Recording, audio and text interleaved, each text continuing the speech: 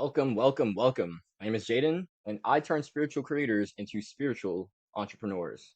This video is going to be going over my 30-day 1K coach roadmap. It's my roadmap for spiritual entrepreneurs that are committed to making their first $1,000 online as a coach in 30 days using YouTube as their traffic source. So if that sounds like you, you're in the right place. I'd appreciate if you stayed along. And by I'd appreciate, I mean, I don't really care. This video is for your value, so. This journey will not always be easy. This journey will not always be fun. This journey will not always be clear. But I can guarantee you this. If you execute and stick to it, you will reach the goal you set. Even if it's not in 30 days, or even 60 or 90. The difference between winners and losers is that winners decided that they weren't going to lose. The illusion of success is merely the person who continuously stands to try again after falling. It's not about skills. It's not about circumstances. It's about mentality. Adopt the winner's mentality. Start, fail, learn, repeat. Now, how do I have any authority to tell you how to make your first $1,000 online in 30 days? Well, I won't act like I made my first $1,000 online in 30 days. It took me 58 days to make my first $1,000 online. But I did make my first sale in 28 days. And so I believe that if you take what I have to offer here and you create a high ticket offer, something between $500 and $1,000, even if you have like something more low ticket, like $200, I genuinely believe that you can reach $1,000 in 30 days. And if it's not 30 days, like I said, 60, 90 days, it doesn't really matter how long it takes if you're just committed. I was talking to my dad yesterday about my goal of hitting 20K revenue. And I was like, yeah, I'm not really sure if I'm going to hit it, Dad, but if I don't, it is what it is. Because I know it's not going to be because I didn't work my ass off. And I also know that even if I don't hit it in December, I'll hit it in January or February. Like, I'll get there eventually. Because I just know that I'm going to try again after falling. When you have the winner's mentality, nothing can get in your way. Let's go over the roadmap overview. Number 1, abundance is your birthright. Number 2, purposeful productivity, your vision and goals. Number 3, solve a problem. Number 4, build the MVP.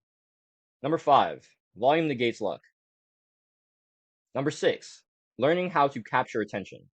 Number 7, ruthless authenticity. Number 8, making valuable videos. Number 9, staying focused and persistent. Number 10, building community. Number 11, selling the vision. Number 12, finding the constraint. Number 13, trust your intuition. Number 14, delivery and iteration. All right, that's the overview. Let's get into the roadmap, baby. All right. Step 1, abundance is your birthright. John 10:10. The thief comes only the thief comes only to steal and kill and destroy. I have came that they may have life and have it abundantly. Jesus was talking about sin and like the devil in this context, but we're not going to talk about that. We're going to talk about the second part. I have came that they may have life and have it abundantly. We are meant to have abundance. We are meant for that. Abundance is your birthright. When you sear that into your head. The thing is, like, scarcity isn't real. What do I mean by that?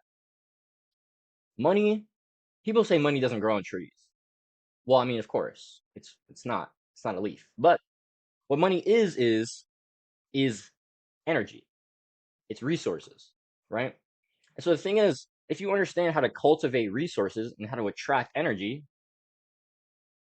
you can make a bunch of money. And the only reason you can't is because you don't have the skill set to actually go and make that money.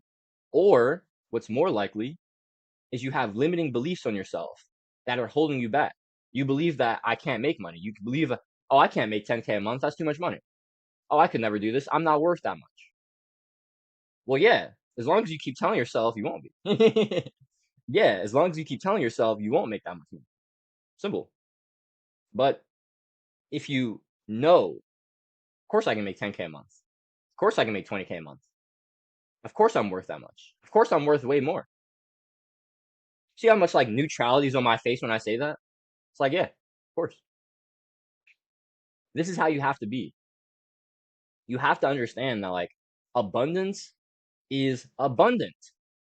We can all be up. Like I've never understood like this like competitive mindset in terms of, oh yeah, I gotta steal, I gotta work against other people to get what I need. I just don't think that's the way. I feel like we can all be better and we'd all eat more if we worked together. And so if you understand that like you can just have like you can attract abundance. That is something you can do. You can attract an abundance of money, an abundance of love, an abundance of fulfillment, an abundance of wisdom. When you attract these things and you have these things internally, when you have internal abundance, like love, like fulfillment, like gratitude, when you have internal abundance, the external has no choice but to reflect it back to you. Thing is, guys, like we live in a world that is one big consciousness, just one mind. And so the world is constantly reflecting back to us what's in here. Our external world is merely a reflection of our internal world, the things we're aware of, and especially the things we're not aware of. And when you understand that your external is merely a reflection of your internal, you can understand that by raising my internal abundance, by raising my frequency through love, through serving others, through fulfillment, by actualizing my purpose, through gratitude, by expressing the things that you have and showing, being grateful for them. When you raise your internal frequency and you raise your internal abundance and you stay at that level, you stay at that frequency, the external world will have no choice but to reflect that and will have to send you external abundance. They'll have to send you the money, the resources, the value. But that only comes when you're already in a abundant mindset. That only comes when you already know that this is what I have, this is what I deserve, and that you can attract these things. Abundance is your birthright. And so if you have internal abundance, fulfillment, love, gratitude, the external will have to reflect that. I wasn't making a single dollar. Single dollar. I didn't make a single dollar until I was 28 days into daily uploads. And yet every single one of those days, I still felt abundant. Not with money, not external wealth. I had internal wealth. I had love. I had fulfillment. I had gratitude. And so my external had to catch up to reflect that. When you have internal abundance, the external has to catch up. Understand that abundance is your birthright. If you don't understand this, you won't make money. Or at least not as much as you want. Simple. All right. Step 2, purposeful productivity. So my purposeful productivity philosophy goes like this. You will work harder, you will work more, and you will produce better work if you're working on something that you love, something you enjoy, something that's fulfilling, something that's impacting people, right? And so if you have some kind of work like me, actually, this is actually a really good example. Writing this post, I was very much in my head because actually trying to sit here and like write an entire post rather than going through bullets like I have here. I was actually trying to like write the thing before I was playing myself. It was too much of a challenge and my skill level wasn't high enough, and so I wasn't able to achieve flow state. Flow state only happens when challenge and skill level are equal. Think about this. What if like imagine you're an elite MMA fighter. You've been training for 12 years, you hit the gym every day, right? You're always fighting, you're always training. Like this shit is your life, okay? And then someone tells you, "Yo, go hop in the ring with this complete novice, never even thrown a punch." Like not no street fight, no street fight experience. Would you want to fight that person? Right? No, you destroy them. That'd be boring. What's the point? Where's the competition? Where's the fun? Imagine you were the novice, right? You've never even been in a fight in your life, but now you're in the ring with this elite MMA fighter whose life has been destroying people for the last decade. Do you want to fight them? I fucking don't. Why? The challenge is too high. It's anxiety inducing. It's terrifying. And so if your challenge is too high for your skill level, you'll be too scared, right? You'll never be able to move because you have anxiety. But If your challenge is too low for your skill level, then it'll be boring. It's like, what's the point? Why would I even waste my energy on this? And so it's extremely difficult for us to move if our challenge and skill aren't equal, or if our challenge only slightly exceeds our skill. We find it extremely difficult to move if the challenge is too high or the challenge is too low. And so like for me, right, trying to write like the whole post out, that thing probably could have fucked around and took me like 3 hours. I was not trying to do that. It was too hard. And honestly, it didn't even make sense to me for what I was trying to do, which was write a post that was still like somewhat valuable, but more so a post that I can just make a video about. And so that's what I did. And that took me like 40 minutes and it was lit. And I was like, oh wow, it's awesome. Flow state. And now I'm probably gonna be recording this video for like an hour. And it's gonna be amazing because I'm gonna be in flow.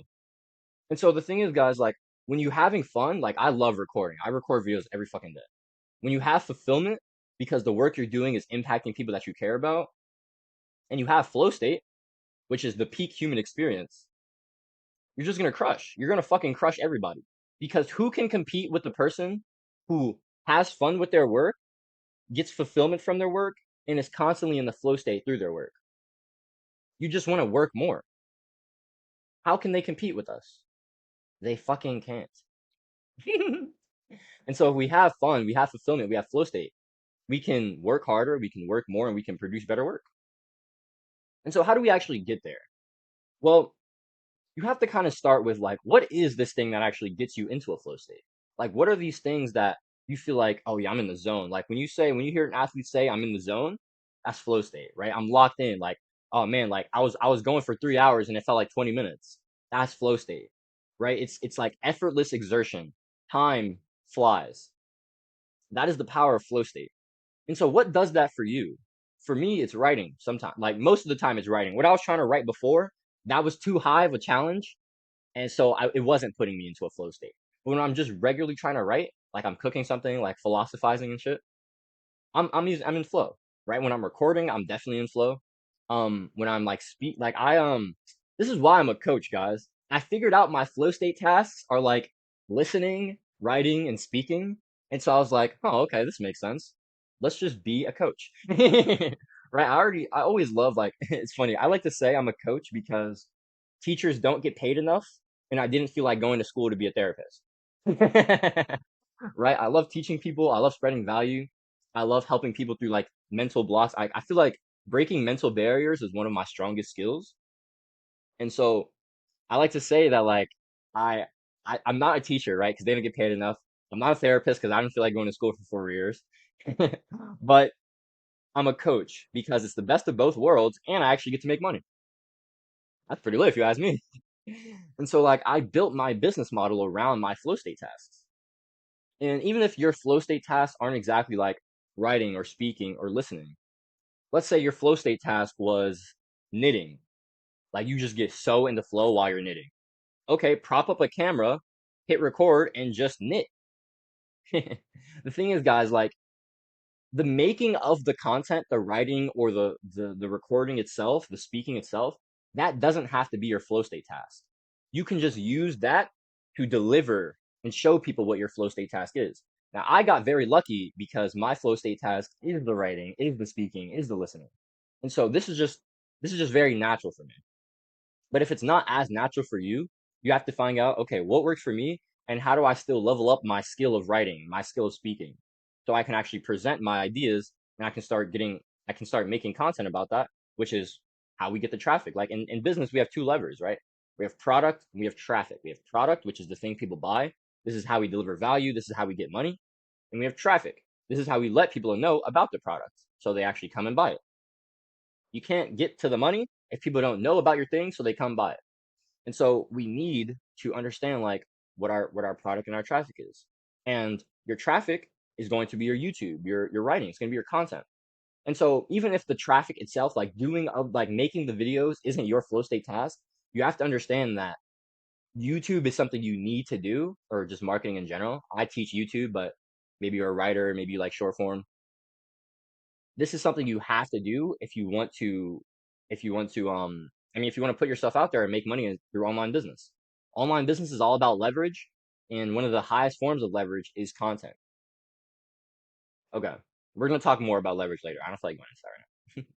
So you figure out what puts you into a flow state. Maybe it's knitting, maybe it's dancing, maybe it's singing, maybe it's writing, maybe it's storytelling, maybe it's drawing, whatever. You do that, right? And then you figure out what problem makes you itch, right? So you have this thing you love to do, right? What problem have you solved? What thing have you overcome that you can bring these two things together, right? And so, like, maybe you're an artist, like you like to draw, you're an illustrator, and you got super good at it, and drawing puts you into a flow state. Awesome, right? You could help other people learn how to shade properly because shading was something that was super hard for you to learn. You could teach people anatomy because anatomy is very difficult to learn, right? You could teach people like beginner shapes, right? So they can start becoming artists, so they can start getting into drawing, right? And so you want to figure out, how do I align the thing I love to do to how I can help people? Like, what is a problem I've solved and what like really makes me itch? Okay, so let me tell you this. My first coaching offer was on creativity coaching.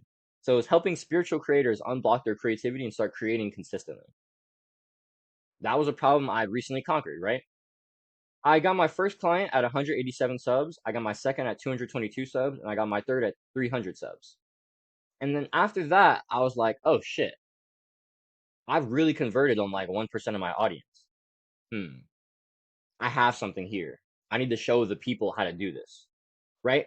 Because it took me so like I started trying to get into business in December, right? And it's currently July 26th.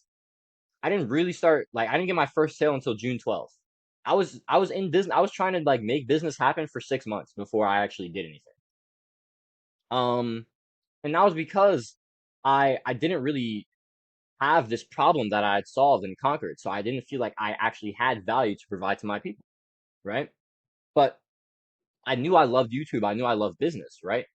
Um, and I love like I see YouTube and business as the ultimate vehicles for fun, for fulfillment, and for freedom. And so I just want to spread those. I just want to spread the love. I just want to spread the gospel of YouTube and business. So I I figured out like, oh shit, I've converted on 1% of my audience, right? I'm like, yo, I want to show other people that this is possible. I want to show other small YouTubers that this is possible. And that's how I got my next 5 clients. Small, like helping spiritual creators become coaches, right? Through YouTube content. And so that was my next offer because I figured out what made me itch, right? And I wanted to scratch it. Like I had this problem that I just overcome in terms of um writing better titles, getting more views. Like I'd started uploading daily videos May 15th, and on June 30th, um, May 15th, I had 69 subscribers. The last day of June, which was about, a month and a half of daily uploads, I was at 396 subscribers, right? And so I was like, I figured out a decent way of like how to grow my audience, how to capture attention, how to provide value.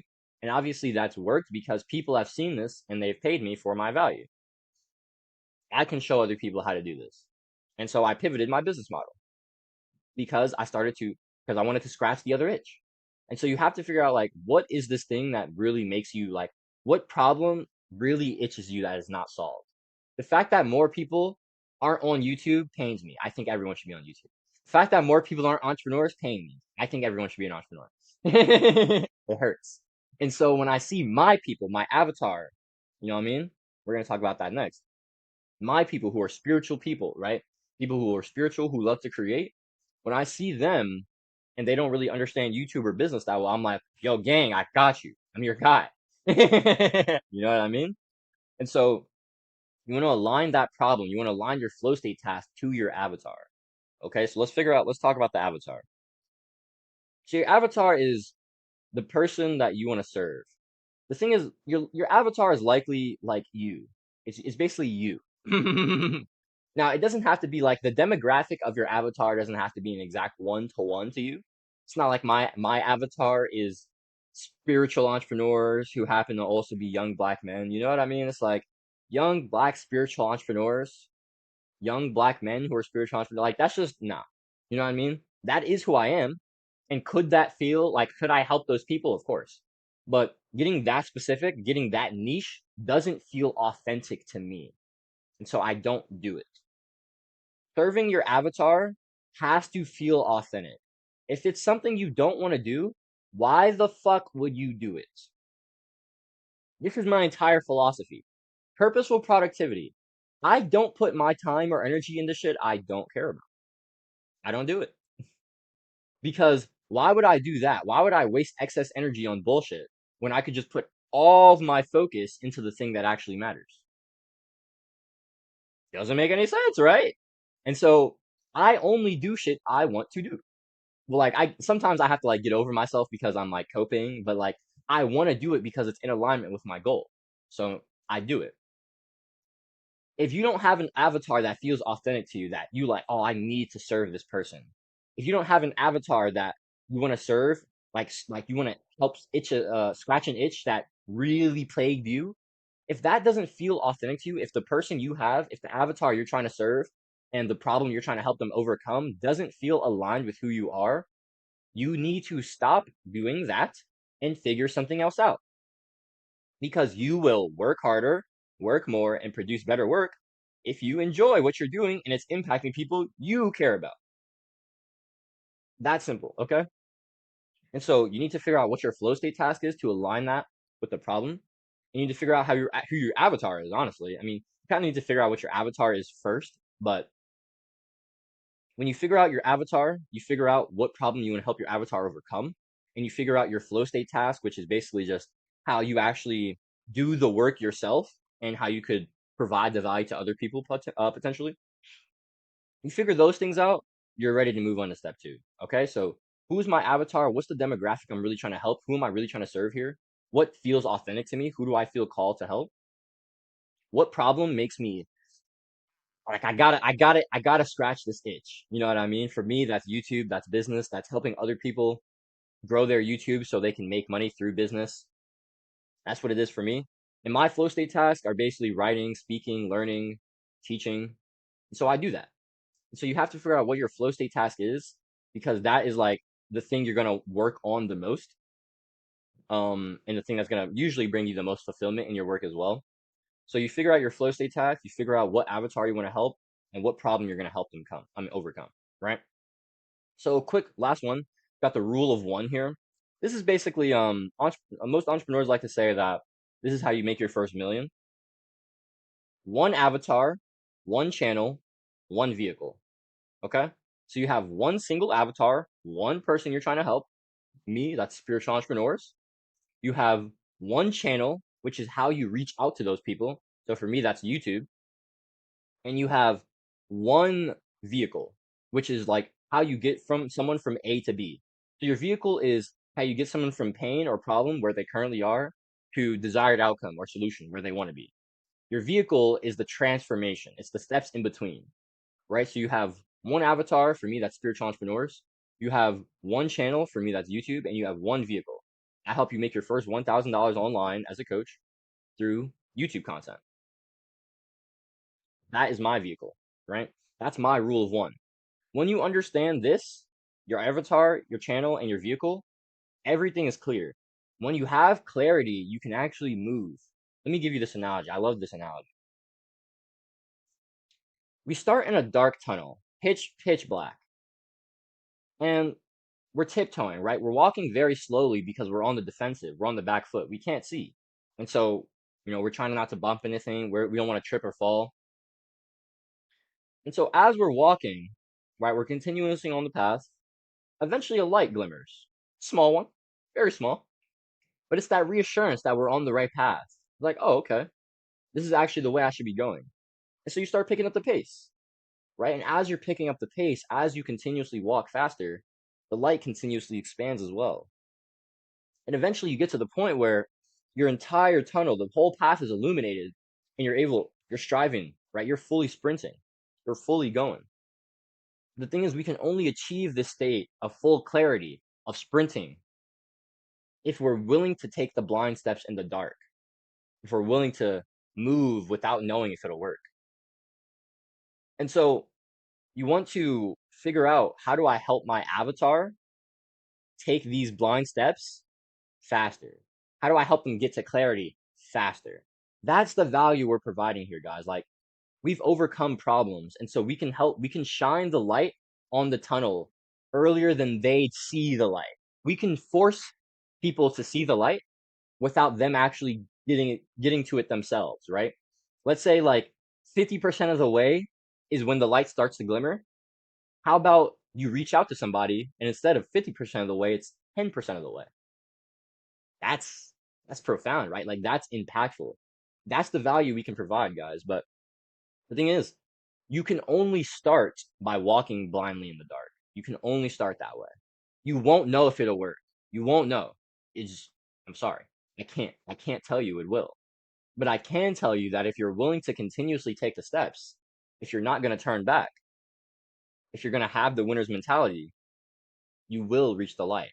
You will reach complete clarity. You will reach full illumination. You will reach complete striding. It will happen.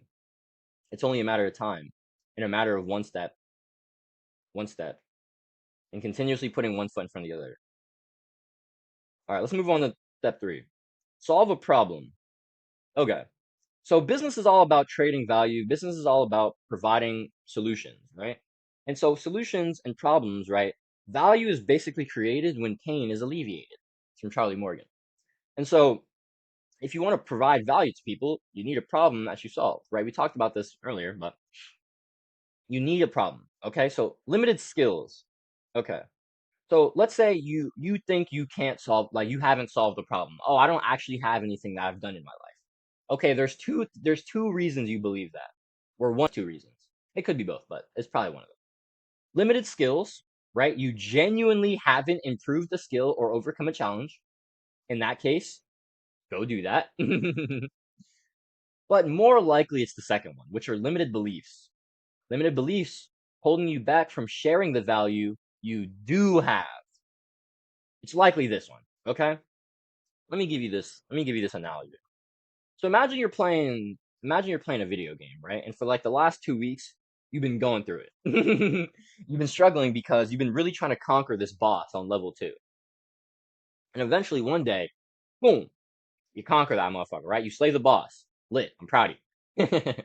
Right? And so a couple days later, you go over to hang out with your homie, right? And y'all are chilling. And he brings up that, oh yeah, man, I can't get past level 2. I can't get past level 2 boss. I've been fucking going through it for a week, bro. It's fucking insane. And you're like, oh shit, bro, I feel you. I was just going through it for 2 weeks. You know what I mean? Yo, let me put you on to actually how to do it.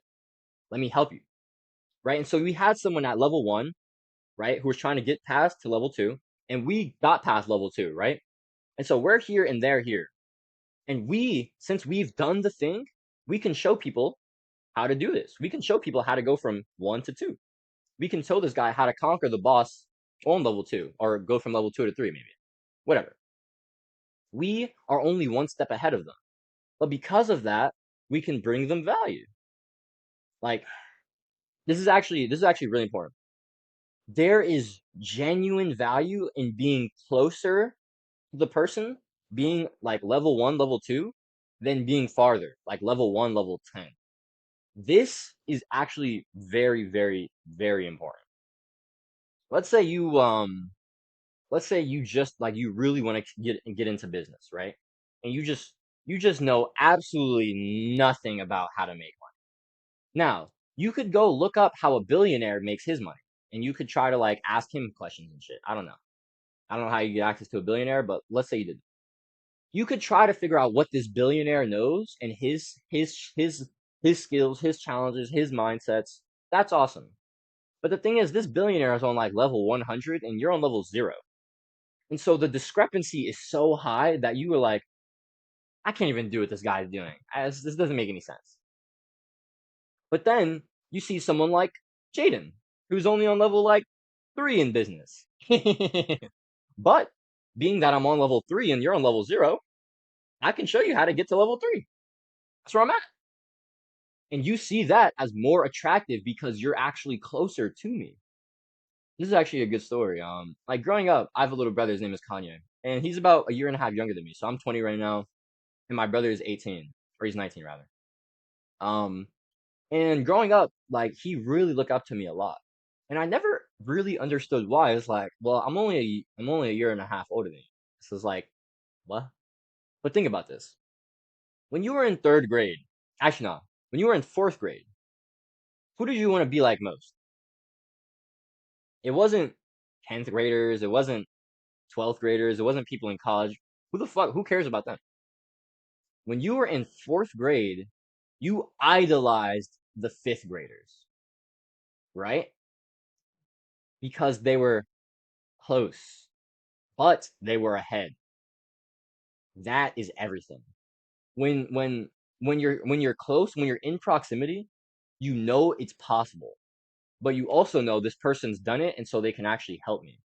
And there's more value because I haven't gotten to level 10 and so I've forgotten how to get people from level 1 to level 3.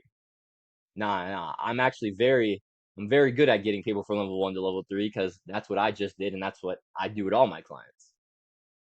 And so, hey, quick CTA real quick. If you're a spiritual entrepreneur or a spiritual entrepreneur and you want to finally take action, make your first $1,000 online as a coach in 30 days, I want to help you do that. It's the second link in the description. You can book a sales call with me, all right? Um, yeah, there's so much value in being closer rather than being farther. So when you understand this mindset of I only need to be one step ahead to provide value to people, that's when you'll kill. All right. Now, if you genuinely haven't solved a problem, improved a skill, like overcome a challenge, I got nothing to say to you. Like, go do that. That's level. That's kind of step zero, to be honest. Like, you can't get into business without a problem you've solved to provide value to people, and so you need to just go do that. So should go do that. Okay, step four, building the MVP. So MVP is your minimum viable product. Okay, so you want to sell before you build. Imagine you wanted to make a course, right? So my purposeful productivity course, let's say, it took me about 12 hours to make that, maybe about 5 hours of planning, maybe like 15 hours total. About 5 hours of planning, about 2, 3 hours of editing. The video content itself was about 5.5 hours, but there's setup, there's in between. So let's say 15 hours total for the whole course, right? Now imagine if I made that course before I got any sales. And so I had this entire course. I put 15 hours of my time into something, but I had no fucking clue if anyone would even buy it, if anyone was even interested, if it would even provide value to people. And let's say I had this course, right? And then I found out a week later that my offer doesn't even make sense and I want to pivot. I just spent 15 hours making a course that no one's going to buy. That is pain, okay? You don't want to do that. And so instead of building out the entire thing before you sell it before you build, okay? And this is how you do that. You create your minimum viable product. The MVP is basically the bare minimum necessity thing you need just to get sales, like just to make money. So this is like a sales page, or this is having like a sales call where you have like a Stripe link. You can send somebody like a payment link. And so if you're going through the sales page route, it's going to be different than if you're going through the sales call route, but I'll break down both to you, okay? Before that, let me tell you this. So what you're watching right now, this is my 30-day 1K coach roadmap. And so you actually need to do the same. You need to create a rough roadmap yourself because this is how you're providing value to your people. Thing is, I was telling you guys earlier, right? Business is about getting people from A to B. It's about the vehicle, the transformation. And so your roadmap is the vehicle. It's how they go from A to B. It's the steps. And so if you have an offer, right, you need to figure out, okay, where is my person at starting out? So for me, that's like $0 online, don't know anything about YouTube. And where are they at the end? They understand the YouTube game decently and they've made their first $1,000 online. Awesome. Cool. I have my A, I have my B. And so I know the steps in between in order to get there. Lit. Cool. You want to create your rough roadmap because that's kind of what you're offering people. That's like that's the initial like offer. So when you're making your sales page consists of your video sales letter, which is the actual video itself that people watch and people are interested in that usually gets them to buy, and it's the copywriting, right? The copy is like the persuasive text that you write that hits on pain points, that addresses you as the authority, tells a bit about your story and how you've overcome, and then presents your offer. So that's kind of like how you want to structure all of your like copy, all of your persuasive content. So your copywriting or your video sales letter could have this framework. You want to introduce, like, you want to start hitting on audience pain points. Then you want to introduce yourself as like, you want to show that you relate to the audience. So you introduce the audience's pain points, and then you introduce yourself showing that you relate to their struggle. Then you show how you overcame that struggle. You tell them about your journey and where you are now. Then you outline, you show them the roadmap. So it's like, okay, here's your pain. Here was how I understood that pain. Here's how I overcame that pain. Here's how you can overcome that pain. So that's the roadmap. And then at the end of your video, you can talk about like the actual package benefits, the one-to-one calls, the texting, the funnel review, the course, all that. All of that are package features. Features, don't give a fuck. No one cares about the features, okay? Save that shit to the end. People care about the benefit. People care about the vision. People care about the transformation. We're gonna talk more about that later, but you need to sell the vision. So you want to create the rough roadmap because that's how you actually create your video sales letter. And when people hop on sales calls with you, or if people hop on sales call with you, you can give them an outline of this roadmap, right? Someone hops on a sales call with me, let's say, and they're like, yeah, Jaden, so how would this work? How would we actually do this together, right? I'd walk them through the roadmap. I'd go through all the steps with them, right? And that gives them conviction that I know what I'm talking about because I've planned this out. I've thought about this. I've done this. And it gives me clarity because I have steps lined out for my people to execute on. Creating the roadmap, super, super critical. Okay. So you create your rough roadmap, then you create your video sales letter. You can create you create your copy using your roadmap. And then you yeah, I mean, you basically figure out like what your funnel is going to be. Okay, so if you're going the sales page route, then you have your video sales letter, you have your copywriting. Cool. If you're going like the sales call route with like the payment link, um, then that's cool as well. So when it comes to actually like kind of like building your funnel, in terms of like how to get people from the YouTube videos to actually buying the product, this is how it would look. So if you're building a sales page, you would send people with your YouTube, you would CTA people to your sales page. And your sales page, I recommend the platform I'm on right now, School, if you want to start getting into business, because School is like the ultimate all-in-one. This is my video sales letter for my low ticket community. This is my copywriting for my community. So you have this, and then you can also have like testimonials, any social proof you have, stuff like that. Um, so that's what like School is about. School is amazing. It has the community aspect, right? The forum post where you can come talk to each other, the classroom section for courses, the calendar to schedule calls, and then it also has the sales page, and it's got the payment processing. So I just highly recommend School if you want to go the sales page route. And if you want to go the community route, definitely go School. If you don't really care about the community, if you don't want to deal with a sales page, if you rather hop on calls and you're really just focused on like the one-to-one, I think the sales call is probably better because you actually get to like be intimate with the person and understand the person before they become a customer. So you can like gauge a person. Like if someone hopped on a sales call with me, I could actually test them out. I'm like, all right, are they spiritual? Do they actually care? Right? If they're not spiritual, fuck out of here. Right? Um, are they like committed to doing daily uploads because that's realistically the only way to make money in 30 days? If they're not, get the fuck out of here. So yeah, like it allows you to like find that alignment. So that's what I like sales calls, right? It actually allows you to like qualify your leads. So that's good. And allows you to like build rapport with your leads as well. Okay. So you sell before you build, right? So you have your MVP, you figure out like what pain, what avatar you want to help, what problem you want to help them overcome. You create your roadmap, which is the vehicle, how they go from A to B, right? You either make your sales page in your copy, and you outline your roadmap in those things. Or you like do like a sales call. You CTA people do a sales call with you, and on your sales call, you can have like Let me show you mine real quick. You can have questions. So this is like the software Calendly. I like to use Calendly. And so if you try to book a call with me, right, you would get these questions. What would you like clarity on during this call? Why are you interested in working with me? And this is a sales call. Are you actually interested, right? Because I don't got time for people who are trying to get free coaching. I do offer free coaching calls for 30 minutes, but this is a sales call. I'm not here to coach you. I'm here to see if you want to work with me. So that's what I do for Calendly. So you send people to your sales call. You give them some questions to like actually see if they're qualified, see if they can work with you. And then on the sales call, you talk to them, and if you guys are a fit, send them a Stripe link. Cool. All right. So that's the MVP. That's building MVP, right? Now this is a final mindset before we get into talking about marketing and content. You need conviction to sell. Conviction is all about the depth of belief you have in yourself. And so if you don't believe that you can deliver results, if you don't believe that you can do something, if you don't believe that you can overcome or that you've overcome and that you can help other people overcome, how the fuck can other people believe in you?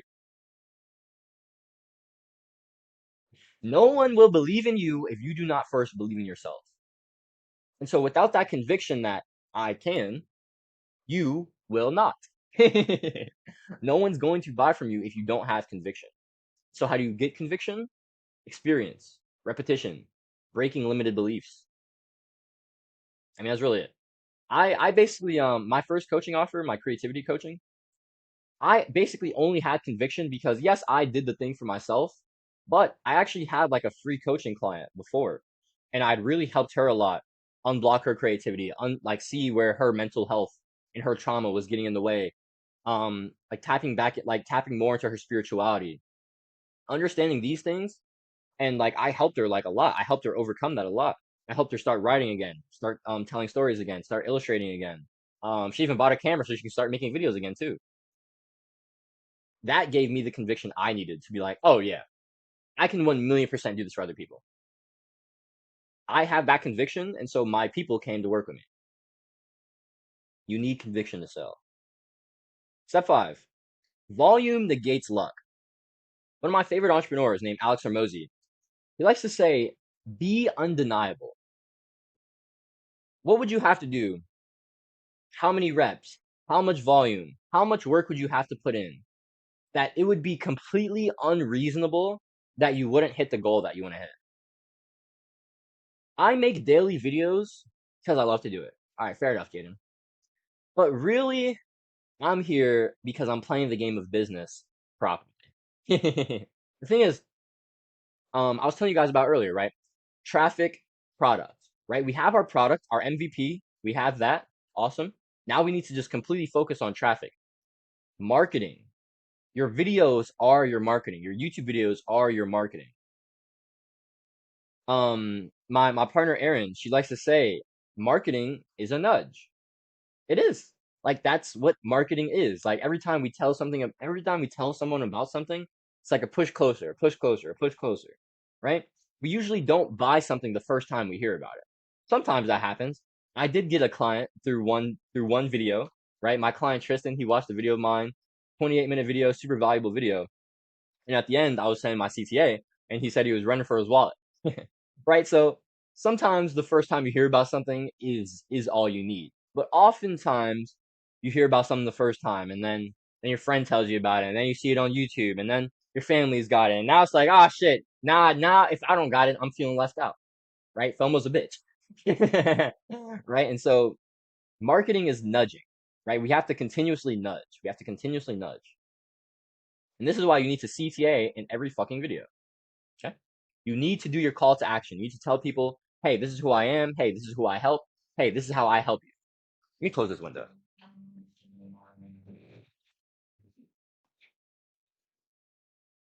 I didn't know if y'all could hear the fucking lawnmower and shit. Okay, so you need to CTA every video. Very, very, very important.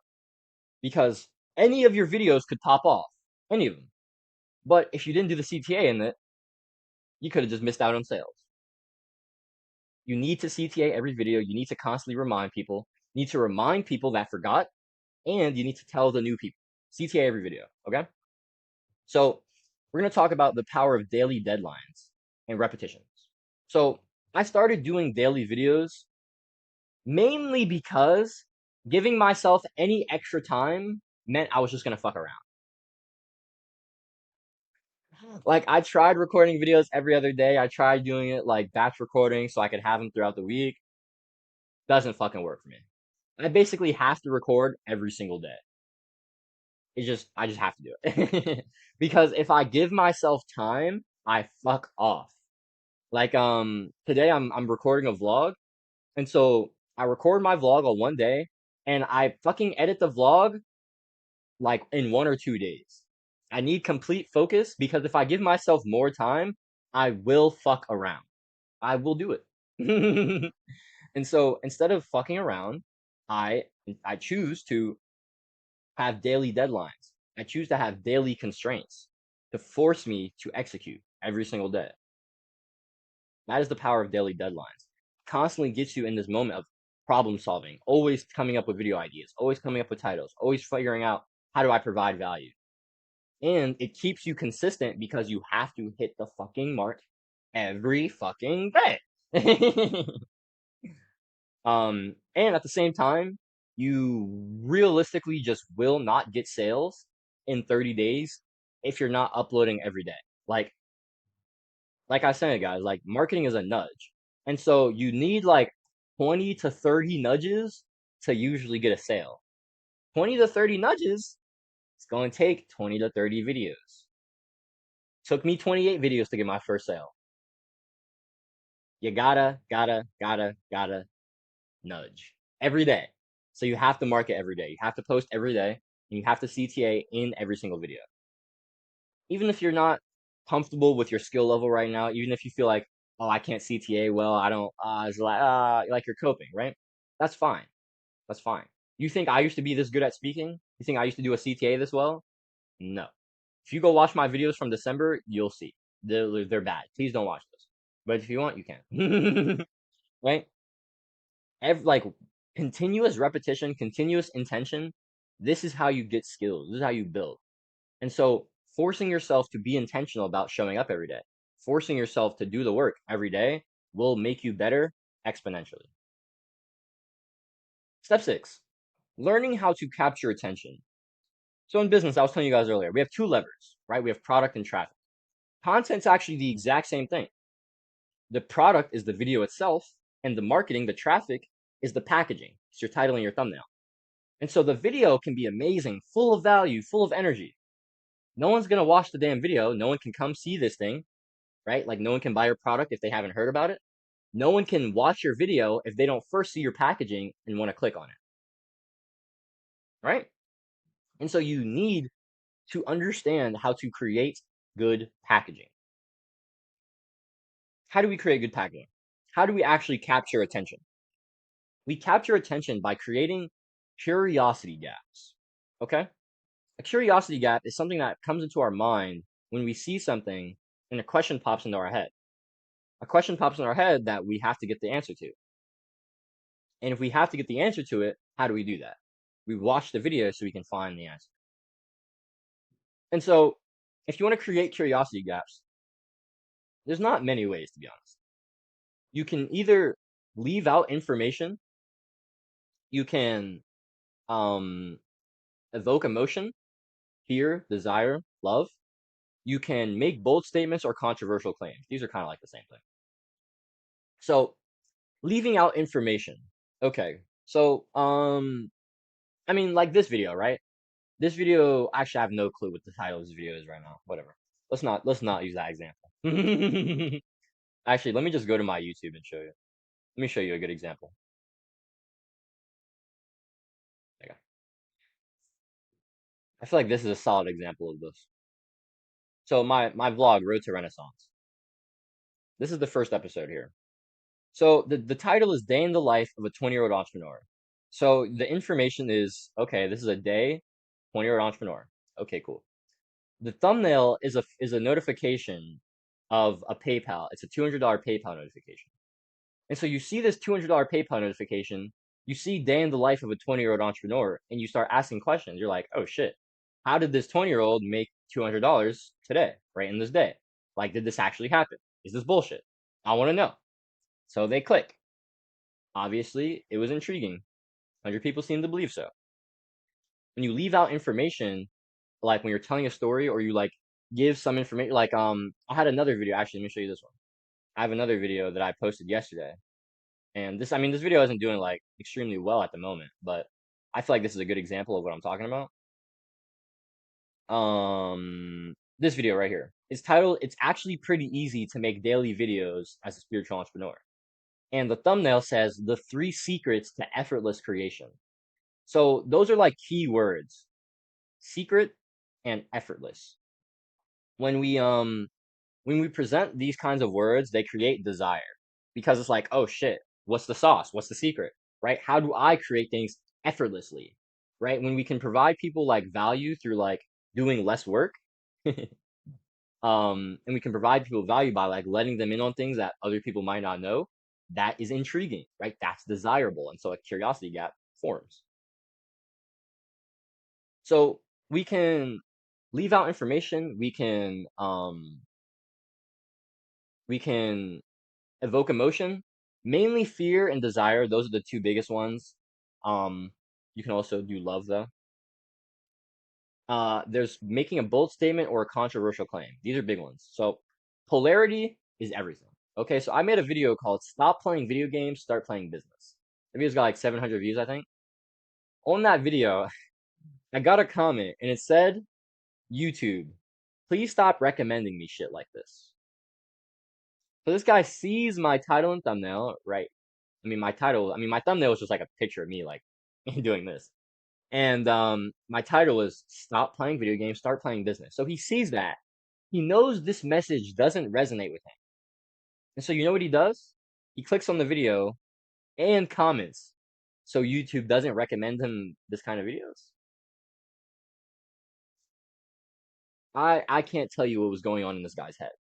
All I can tell you is polarizing works. So make bold statements and make controversial claims. That shit works, okay? Trust me. So that's how you really create curiosity gaps. Invoking emotion, leaving out information, bold statements, controversial claims. Now, how do we craft the actual title? The thing is, we have to start with crafting a compelling promise. So we have our idea that we start off with, but what is the actual promise of the video? So like, actually, you know what? Let's cook something right now. So I told you guys, I don't know what the like title for this video is, but the title for this video could be like, how to make $1,000 online as a coach in 30 days. Cool. Like that's a compelling promise. The promise is it's the problem you're bringing awareness to, the solution you're bringing awareness to, the vehicle you're bringing awareness to. The promise is, why am I clicking on this video? Like, what am I getting out of this video that I want to put my time into it? That is the promise. And so for this video, how to make $1,000 online in 30 days. Now, like, I'm probably going to cook more on that, but that's a compelling promise, right? And so you wanted to watch that, which is why you're here right now. Right? So you have a compelling promise. That is everything. The compelling promise is what creates the curiosity gap. That is what actually gets people to be like, ooh, let's watch, right? And so crafting compelling promise, extremely important. What's also extremely important, targeting your people. So in that video I was telling you about earlier with Tristan, that got me a sale off that one video. It was titled, If You're Willing, You Could Make Money Online in 30 Days as a Small Educational YouTuber. So I talked about making money online in 30 days. That was the compelling promise. I also targeted small educational YouTubers. That was key, because that Tristan not only felt aligned with making money in 30 days, he felt aligned with small educational YouTuber because that is who he is. And so when you call out your people, they will feel heard and they will want to work with you. Another client of mine, Ali, she had seen my video called my most popular video now, want to make money as a small YouTuber, post daily videos. That struck out to her because it was not only about small YouTubers, but daily videos, which is something she was interested in. Let me show you this. This is a really good example. My client Lala, um, had recently, so I told her that she needed to go through her titles and she needed to change them so they target her audience, which are melanated women and women who are like 30, 40s, like middle-aged women, right? And when she started doing that, videos started popping off. What you eat keeps the wrinkles away. Life after 30. Melanin doesn't mix with mucus. So she's targeting her people and she's giving value, right? These are intriguing titles. What you eat keeps the wrinkles away. Oh shit. It's like, how so? Okay, how do I eat better so I can keep the wrinkles away? That's intriguing. And melanin doesn't mix with mucus. right? And so it's like, oh shit, word. How do I avoid this? Like, how do I avoid like this mucus? And so I can, live a more energetic, more healthy life as a black woman, right? She says melanin. And so she's targeting her people. When you target your people, they feel heard and they come and click. Okay, cool. So we got that. Learning how to capture attention. Okay, so guys, you need to understand the strategies for crafting, like creating curiosity, leaving out information, evoking emotion, bold or controversial claims. And then you need to have your compelling promise that is like crafted out of that strategy. So the thing you're actually telling people, the actual value you're delivering, and you need to target your people. So in all my videos, I basically say spiritual entrepreneurs, or all my YouTube and business videos. My videos that are more focused on spirituality, I don't really say spiritual entrepreneurs. But my videos that are targeted for YouTube or business, that are about YouTube and business, that are like for like the marketing of my product, providing value to my avatar, I say spiritual entrepreneurs in every single one of those videos because I want my people to feel targeted. I want them to feel heard. You do the same, you will see results. Step 7, ruthless authenticity. This is my second philosophy. This is another one of my philosophies. Okay? So I was just telling you about law. This is this is kind of funny. So in this video actually, in this whatever, in that what you eat keeps the wrinkles away, life after 30 video, I went over that video with Lala, and in the first like minute and a half, it was super choppy. Like as soon as she ended the sentence, cut cut right to the beginning of the next one. Right, it was like pure information. It was super choppy. There was no flow. And I was like, ah, wow, this sucks. Like it's so robotic. You know what I mean? It's just like I'm not feeling this at all. It's just like information spew, and that is not good, right? Because no one cares about robots, right? Most people don't really care about information. Most people care about the energy and the actual like thing you're providing to them. And information is valuable, but like contextualizing that information, sharing how that information can affect them, putting context in that information, using visuals to tie that information together and solidify that knowledge. These are things you want to be doing. Like Lala was telling me she would like have 30-minute videos and then she'd cut them down to like 8 minutes. I'm like, you're missing on so much value, Lala. Like, of course you could probably condense that 30-minute video if there's, some kind of rambling and like gaps of silence and shit. But when it comes to providing value, value isn't just raw information. Value is energy. Value is authenticity. Value is connection. Value is trust. Value is building. Value is feeling. Value is understanding. And so, if you can help people feel and understand these concepts through visuals, through stories, through tangents, through um like connecting things, like synthesizing, then you will naturally be like people will naturally be more inclined to you. Like people come for information, right? People want value, but people come to you for that value because they like you. People work with me because they like me, not because, like, of course they want to, like, I can help them make the money, but they're working with me because they like me and I can help them make the money. You get what I'm saying? And so, like, people want to work with you, not if you're just giving value, but if you're giving value in a way that resonates with them. And so you have to be authentic. This is what we're going to talk about next, right? Authenticity versus the algorithm. You have to figure out how to, like, you need to play the correct game here. We are not playing the algorithm game as entrepreneurs. We do not want to gather, like, this is like, we're basically just going to talk about all these, right? We don't want to garner an audience of people that are like, who love entertainment, right? Who want to like dopamine and like quick edits and shit, like all that bullshit. If you're, if you're, if your audience is coming to you for entertainment instead of value, if your audience is coming to you because they want to be laid back and shit, they want to have a good time, rather because they're coming to you for value because they want to better themselves, what makes you think they're gonna buy a product like an info product that's like teaching them things? They're not. And so if you want to sell, you need to play the correct game, which is not the algorithm game where you're making clickbaity thumbnails and stupid titles, trying to just get as many views as possible, and you have retention editing trying to keep people as long as possible. No, no, no, don't do none of that bullshit. I don't do none of that bullshit. I don't make clickbaity thumbnails. I don't make clickbaity titles. Of course, I've learned the skill of capturing attention because you need to do that. But I don't do bullshit. I don't have like any edits in my videos. They're just raw because I'm just here to give the value. This is also the kind of stuff I like to make. And so when you make the stuff that you want to make, and you just keep doing that and you improve your skill in that, the people that like that as well will just come. Like I don't I love vlogging and I love filmmaking, but I like my vlogs to have value in them because I like to give value. Even when I'm being an artist, I want to be an entrepreneur as well. And so I don't have videos that are like stupid. I don't make like like clickbaity thumbnails. I don't have retention editing. I don't do that shit because that's not authentic to me and it wouldn't garner the audience that I want. And so you have to figure out what is authentic to me, what kind of content is authentic to me. Maybe it's just raw talking heads, maybe it's presentations, maybe it's like going on a walk. You know, I love to record on walks.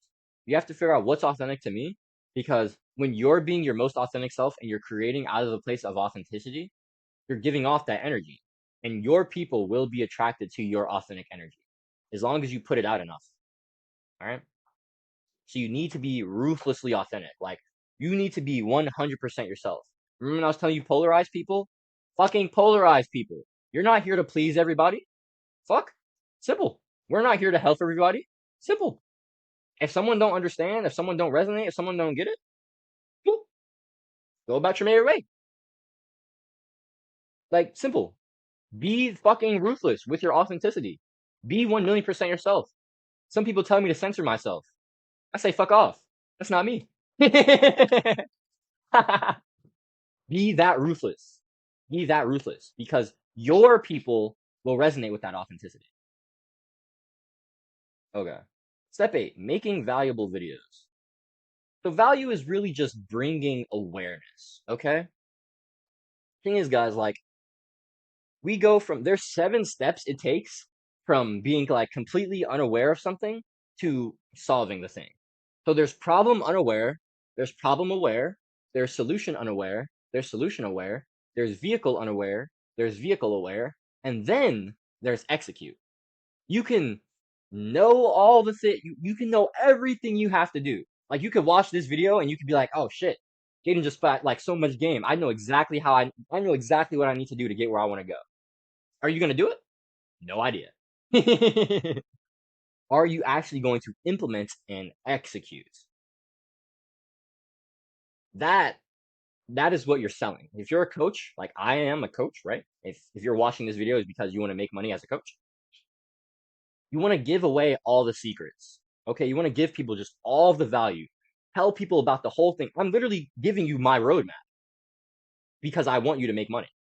But if you're not going to execute it on your own, hey, let's work together and I'll hold you accountable to executing on it. That's the value, guys. Like you can give away all of the information, all of the education completely for free because it doesn't matter if they're not going to execute and put in the work themselves. That is why people come to you. People come to you for that execution, for that accountability, to make sure they get the transformation. That is what people are buying. And so your marketing, right? Just give all the fucking value away. Give away all of the secrets. Don't leave anything out. I don't hold myself back when it comes to like sharing the things that I've learned because I know that if I just give all the secrets, it can change lives. It can help people make money. Awesome. And if you're not going to make money on your own, come pay me and I'll help you make that money.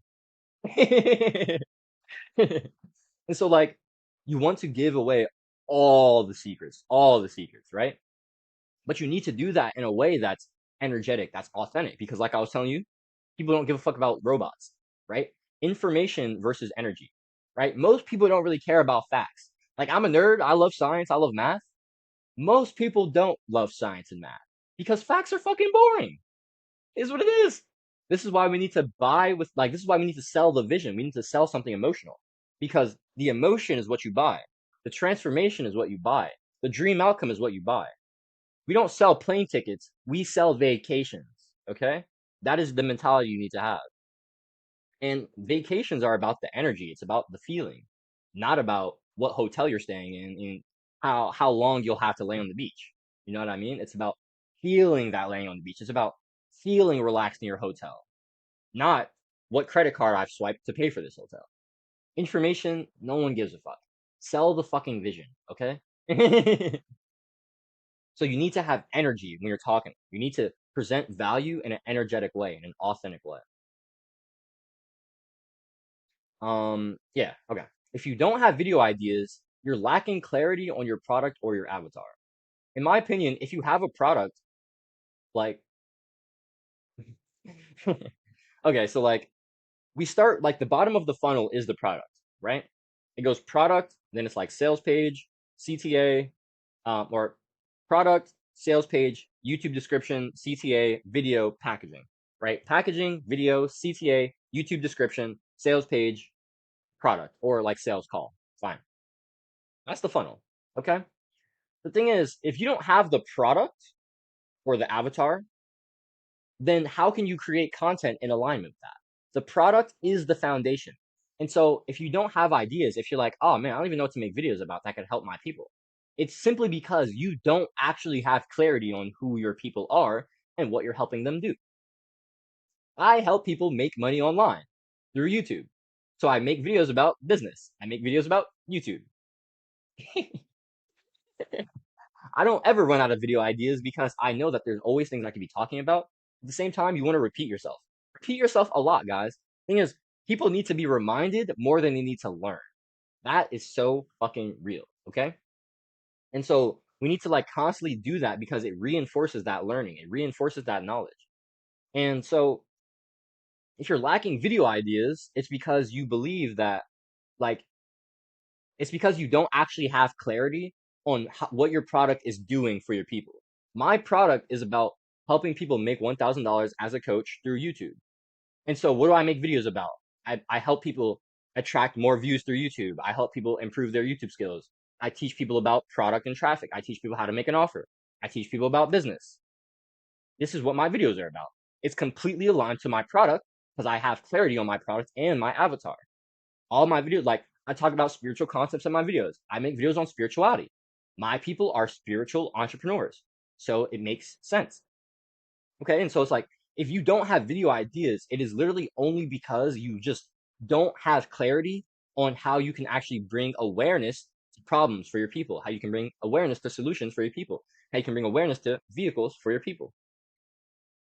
When you understand the product, which is literally A, B, and the transformation, you can make videos on A, B, and the transformation. And so if you don't have ideas, it's because you lack clarity.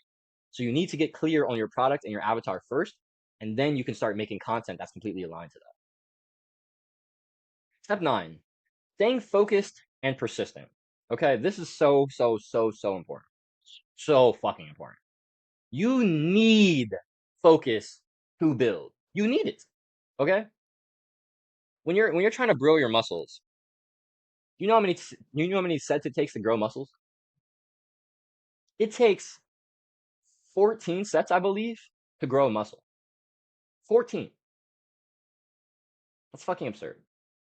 But it takes like 2 sets to maintain muscle. It takes 7 times the effort to build than to maintain. This is why you need focus to build. Because you can't put that much energy, you can't put that much intention into something if that isn't the only thing that your attention is going to. Focus has too small of a surface area to be in more than one spot at a time. You can only have it in one area at a time. If you're trying to focus on multiple things, you don't have focus, you have attention being split. Focus can only be in one spot. That is just how it works. And so if you don't have focus, you can't build. And so how do you get focused? Well, yeah, you say yes to the thing that you're supposed to be doing, right? I say yes to recording videos. I say yes to writing. I say yes to hopping on calls. All right, cool, awesome. But more than saying yes to the things that you should be doing, you need to be saying no to everything that isn't the thing. Um, a couple weeks ago, I had someone reach out to me. He sent me an email and he was like, "Yo, Jaden, my name is Dennis, bro. Like I help educational YouTubers grow their YouTube channels, get 1K, just their first 1K as fast as possible, and then get beyond that." And this guy sent me like a Loom video, the video I'm recording right now. This is on a software called Loom. He sent me a video like on my page talking about, hey man, I think we work well together. And like like he liked some like case studies, right? And his first case study was him. He'd made a new channel, 12 videos on it. The fourth one pops the fuck off, 350K plus views. I literally saw that video on my feed. I haven't watched it, but I saw it on my feed. I'm like, this dude is legit, right? And so I'm in my head and I'm like, damn, bro, like, should I work with this guy? Should I hear him out? But in my head, I'm also like, I feel like this is a test. I feel like this is, I feel like this is actually going to hinder me. Like, I know that what I'm doing is working. I know that the steps I'm taking is the correct path. I know I'm on the right path. And so I shot him an email back. I'm like, hey, Dennis, I appreciate you reaching out, my man, but I'm gonna decline. I know that my methods aren't the most fast or effective, but I love what I'm doing. And so I know I'm going to win in the end.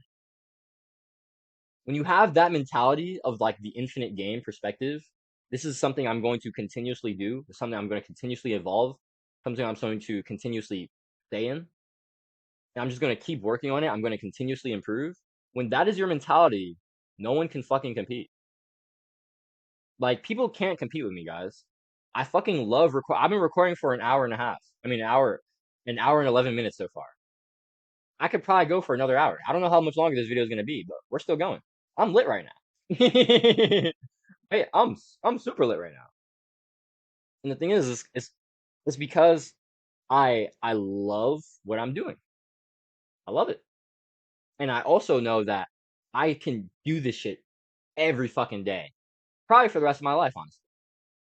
And so it doesn't matter how fast or slow I move. It doesn't matter how quickly the progress catches up. Because if I just keep putting in the work, if I just keep putting intention into improving, who the fuck can compete? They can't. No one can compete.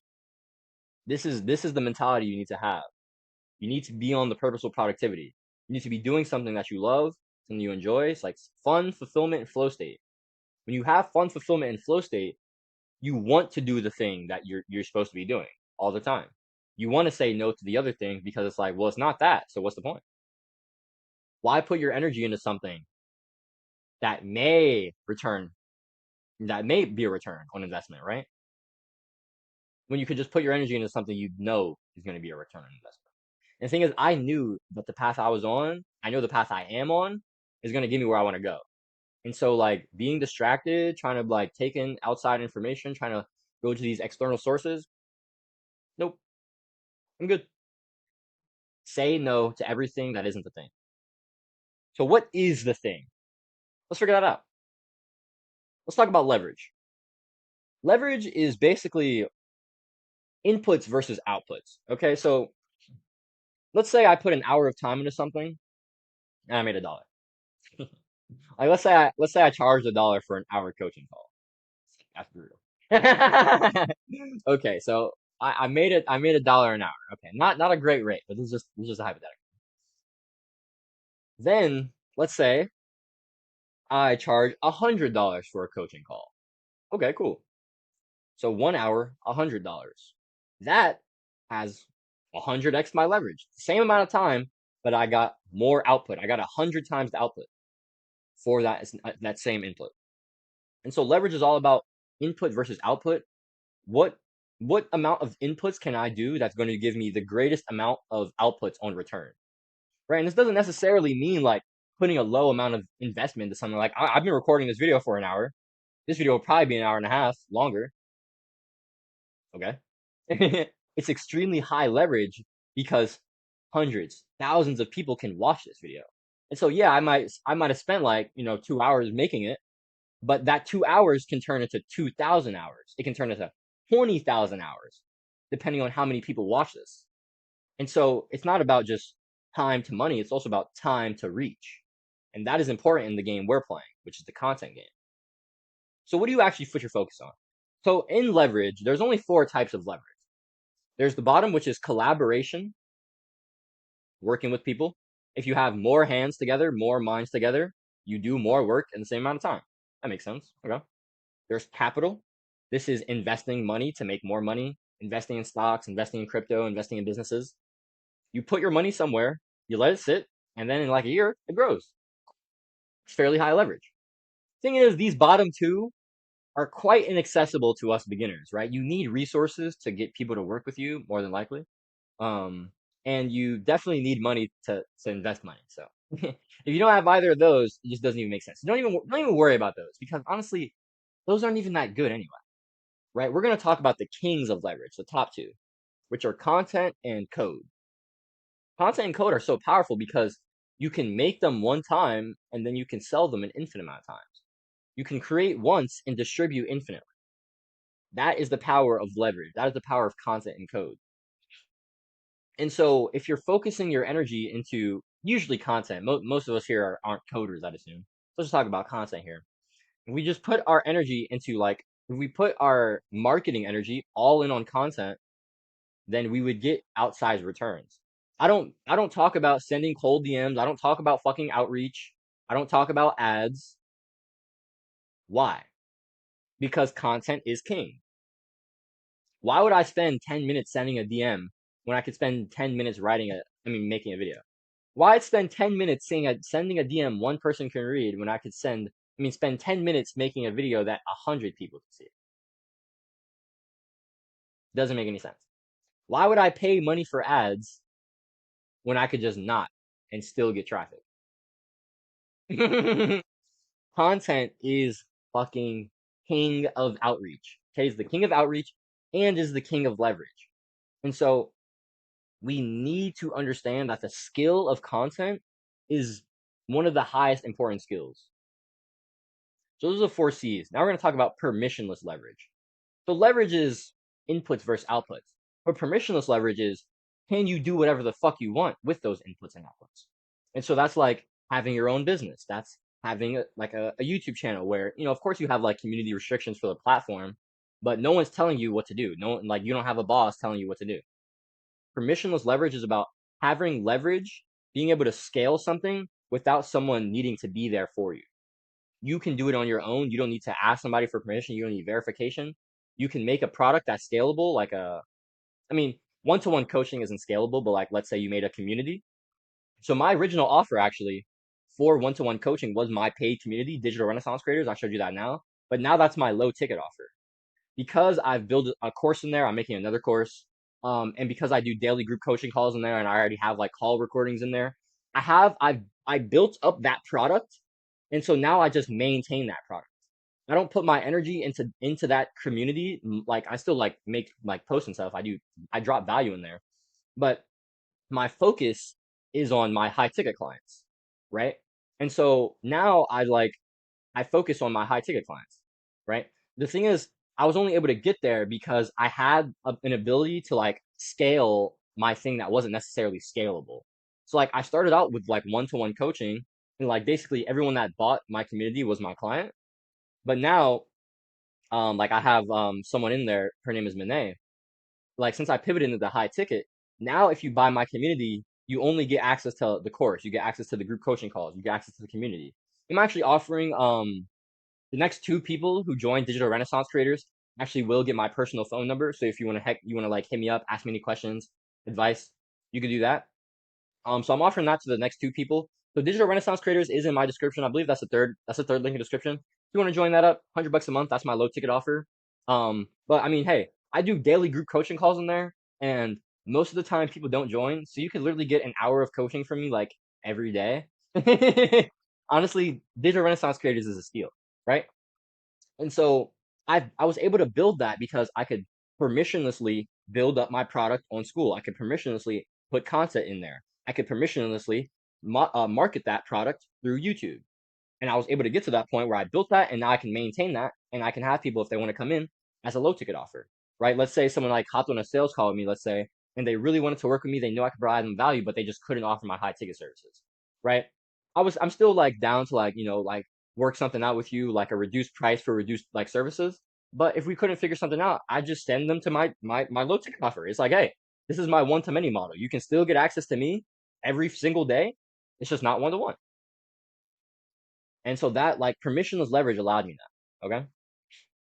So that's what permissionless leverage is all about. It's about having something that you can scale, something that can reach a lot of people, but you don't have to get like an authority to tell you you can. You don't have to get an okay from someone else. The okay comes from you. Okay. So now we're going to talk about the three focuses. So this is a concept I learned from Charlie Morgan, super successful entrepreneur. And he talks about you need to focus on these three things in your business. These are the three highest ROI things. ROI means return on investment. When we're talking about high ROI, we're talking about high leverage. Okay. So the three focuses are converting traffic. No. Sending traffic to like a sales page or a sales call, right? So it's actually getting people like off of YouTube and to a sales page or to a sales call. So literally just sending the traffic to the page. That is like step one. So booking the call or getting the traffic to see the sales page. That is the first thing. And so that consists of the first four parts of our YouTube funnel: the packaging, the title and the thumbnail, the video, your value and your authenticity, your CTA, where you mention what you do, how you help your avatar, and where they should go. So like second link description if you want to hop on my sales call. And then you'll have like your actual copywriting in your YouTube description. So this is something that's a bit underlooked in my opinion. Your actual like copywriting in your YouTube description. But like let's say, so for my partner Erin, right? When she first started working with me, um, um, when she like first put her link in the description, it had just said like one-to-one mentorship and community, and I was like, nah. This is so whack, Aaron.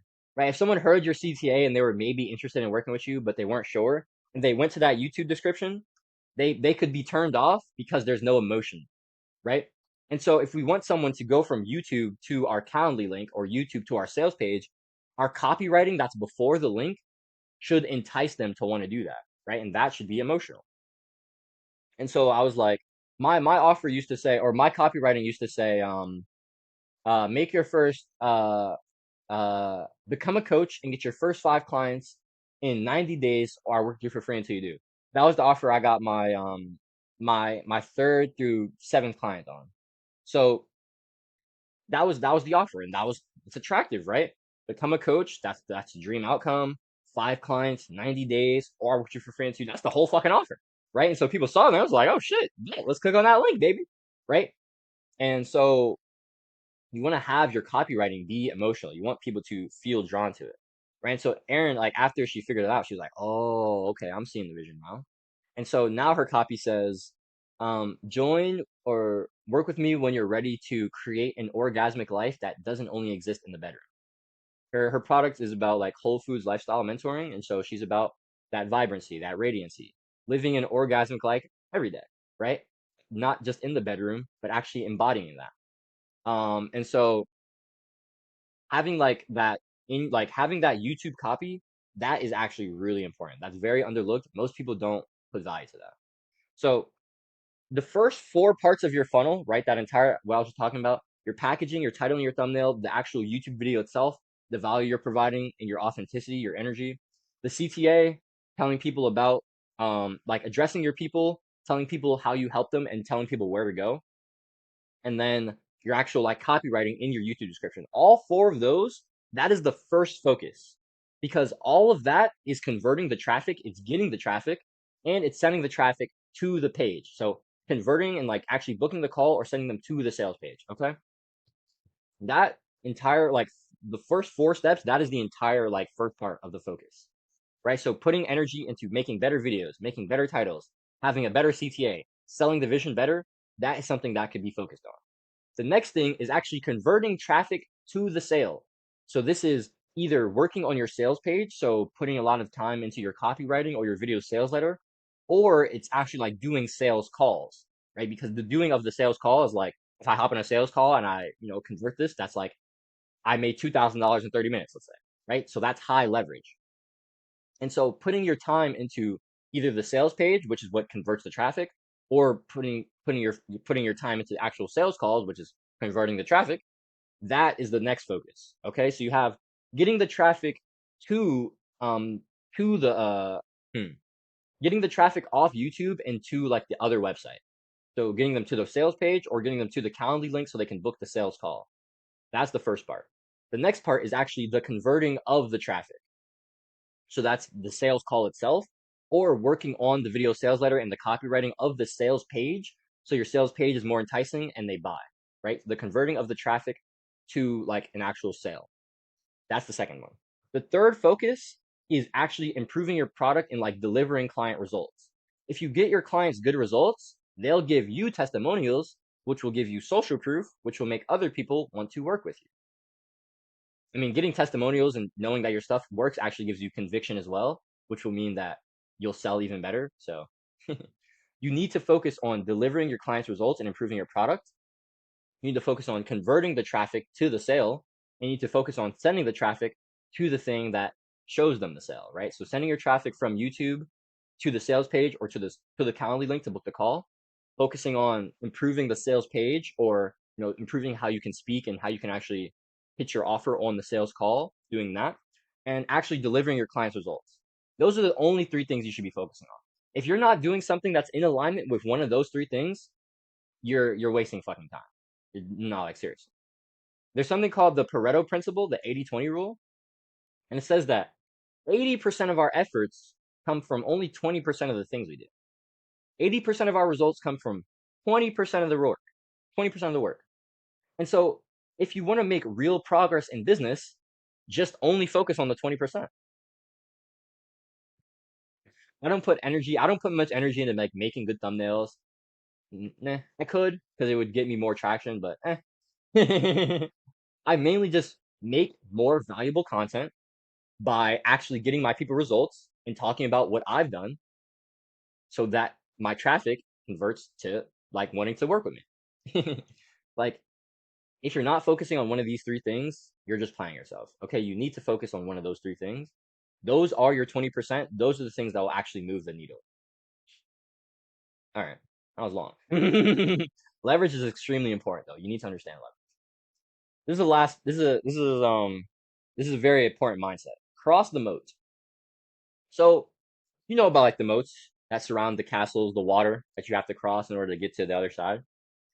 So if you were trying to like raid a castle, right?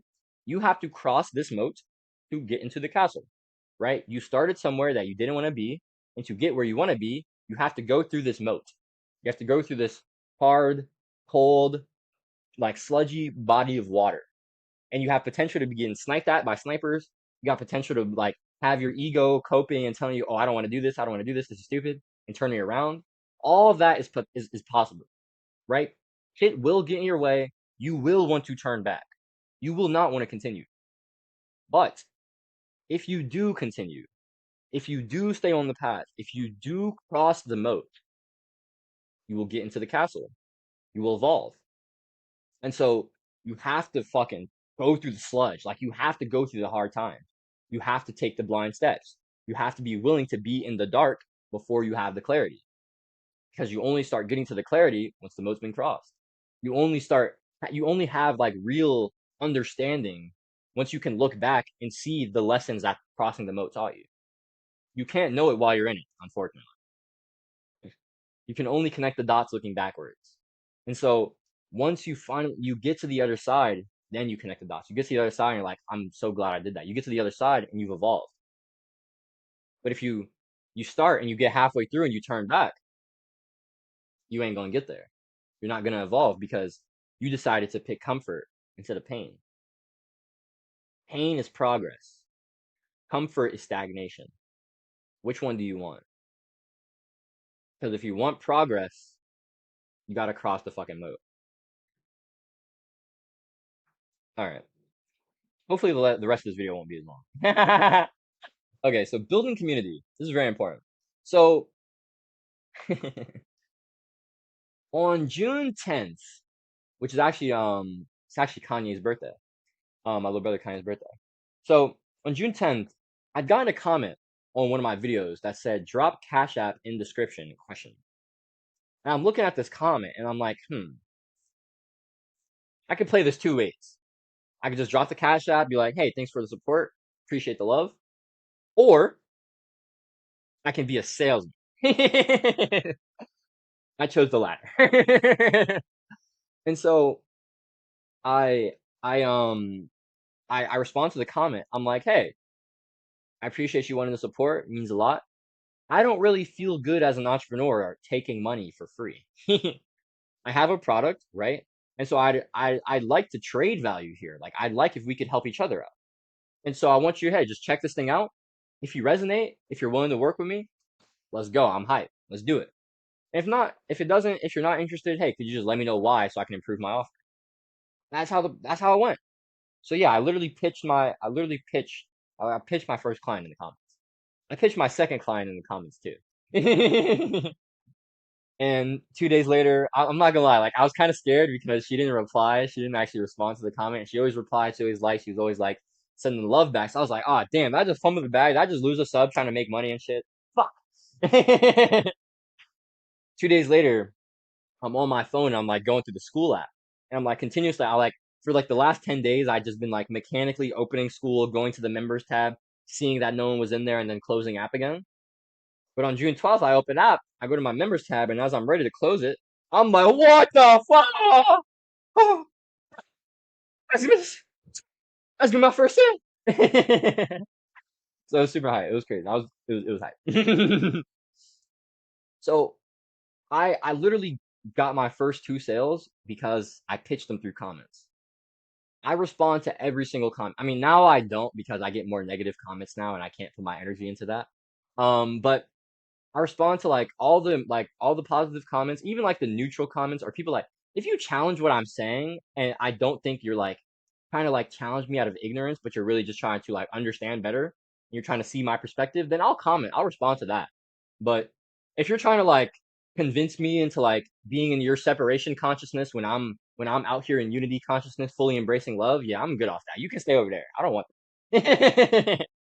And so don't put energy into comments that are going to take your energy, take you out of the place that you want to be in. But if someone's like if you feel like someone could like if giving like information could help someone see like have more clarity on your perspective, yeah, do that if you want to do that. But respond to all the people that take the time to leave you messages of support. Bro, you need to do that. Because as a small YouTuber, like you want to show people that you are an authority, but you're also accessible.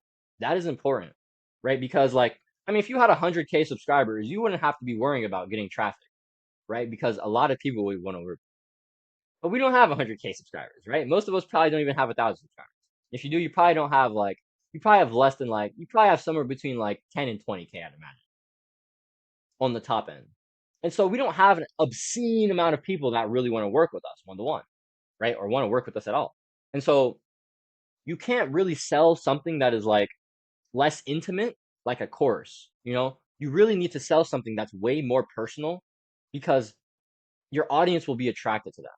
So like let's say I tried to sell a course for $100, right? I have I have 900 subscribers at the moment. I genuinely believe that you can convert on 1% of your audience if you're playing the game correctly. Let's say I got 9 sales at $100. Awesome. That's lit, bro. That's super lit, right? But it took me 9 sales to make $900, right? Now imagine if I offered a one-to-one coaching package instead for $1,000.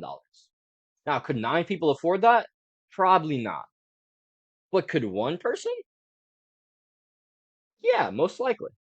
And so instead of making $900 and putting energy into sales, whatever, even though you made the course and then you got the sale, whatever. Instead of doing that, you make $1,000. And so it's like, do I have charge high prices in here? I don't have charge high prices in here. Let's talk about that. You need to charge high prices. Why? Okay, so let's talk about that example I was just giving you. Let's say instead we're talking about coaching instead of a course. So it's still intimate, it's still one-to-one, you're still buying the exact same value. But I sell you a $100 product, a $100 coaching offer. I could get 10 clients for $100 and I'd be on $1,000 a month. I mean, that's cool. Making 1K a month is awesome. Serving your people, 10 clients, that's awesome. I love giving the value. I love helping people. I love making money. Cool. But you could instead charge $1,000 for a high ticket offer and get one client.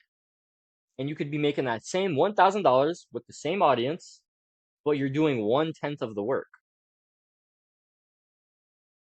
The thing is, that is how you should go about the game of business. You actually need to charge high prices because it will get your clients better results. How? Thing is, guys, we can help people, but we can only help people that want to actually be helped. And so people show how willing they are to be helped. People show how committed they are to the transformation with the amount of resources they invest, the amount of time, with the amount of energy, with the amount of money they invest. And so if we charge something extremely high, like if we charge something that's $1,000, if we charge a high ticket offer, then the person that buys that is going to be committed to that transformation.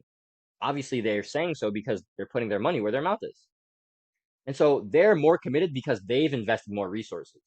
And since they've invested more resources in you, you're more committed to them. So charging high prices not only makes you more money, it literally gets your clients better results. Charge high prices, please. Okay? So you need to respond to every comment. You need to sell the vision. You need to like build community. Okay? This is like an us versus them mentality. You don't need to have a super hardcore like, oh yeah, this is what we're about, and everyone that's not that is against us. You can do that. I'm not a fan of that because it gives into separation consciousness, so I don't feed into that. But you should feed into serving your people. Like I was telling you guys earlier, I'm not here to serve everyone. I'm here to serve my people. And so you should have that kind of energy. Not like the people who aren't us are like pieces of trash or they're our enemies. No, they're just not my people. They're not our people. And so when you sell an our vision, when you sell, hey, this is our community, this is what we're about, people start getting behind that. This is a good transition into number two. I mean, step 11, selling the vision.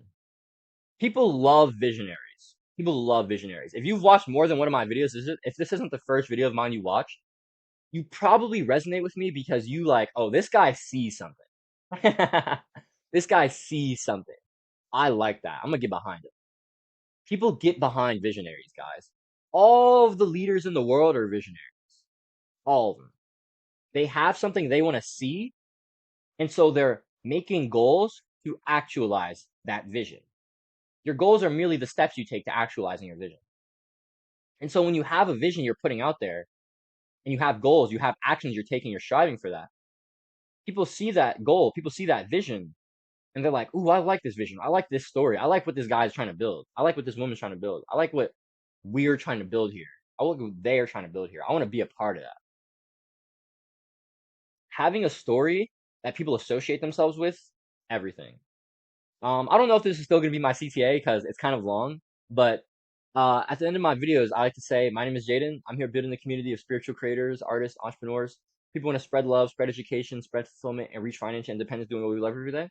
That's something you want to be a part of. I'd appreciate if you drop a sub, drop a like, grow up our spiritual tribe. That's my vision for getting you to like join my spiritual tribe, join my community, for you to drop a like and drop a sub. It's emotional. I'm talking about spreading love, spreading education, spreading fulfillment, reaching financial independence, doing what we love. That's a story. That's something people want to get behind. That's something people want to see themselves in. And so since you're doing that, since I'm presenting myself as that, and I'm showing people, hey, this is the way, people get behind that. When you're a visionary showing people the path, people walk behind you so they can follow that path to that vision. We buy with emotion and we justify with logic. This is why the vision is everything. Okay? Because if you're constantly talking about the emotional part, if you're constantly talking about the transformation, you're constantly talking about how like how making money in business has absolutely changed your life. I haven't made a video about that, but I'm going to soon actually. When you talk about these emotional things, it triggers people to buy. It triggers people to move. Because emotion is what gets us to move. And so having this like mentality of you're always selling is actually very important. People think like selling is bad. Selling is not bad, guys. Selling is awesome. Sales is fucking awesome. You're actually always using the skill of scale. I mean, skill of scales. You're always using the skill of sales because persuasion, trying to convince people, trying to see people your perspective, that is sales. Trying to get people to like understand. Hormozy likes to say this as well. He says sales is a transference of belief through a bridge of trust.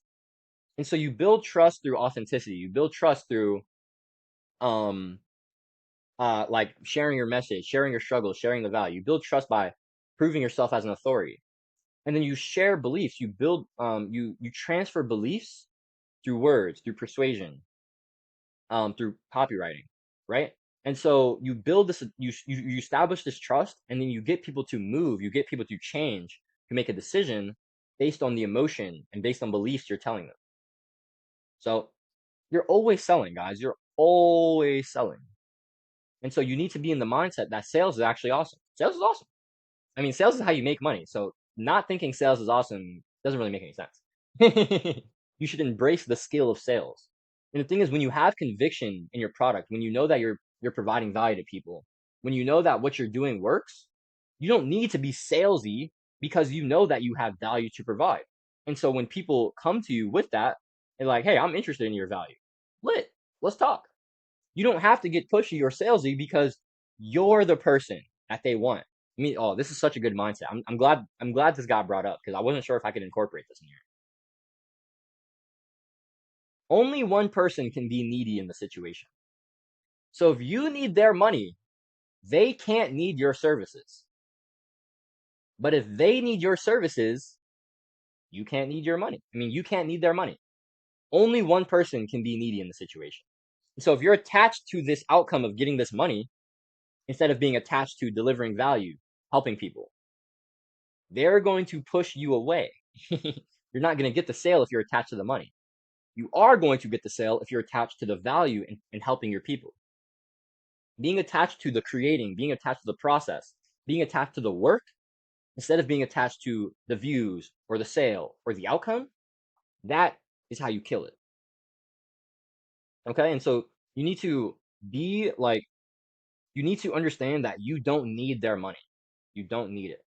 And if you do think you need it, you need to get out of that mindset because you're already abundant. Do you have external abundance? Maybe not yet, but that's okay because you have internal abundance through the work you're doing. You're actualizing your purpose, and so you're bearing the fruit of purpose. Fulfillment. Amazing. Fulfillment will keep you internally wealthy. Trust me. It's kept me internally wealthy for the past 2.5 months.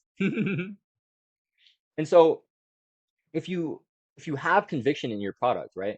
If you understand that you can provide value to people, that means that, yeah, if someone wants to work with me, awesome.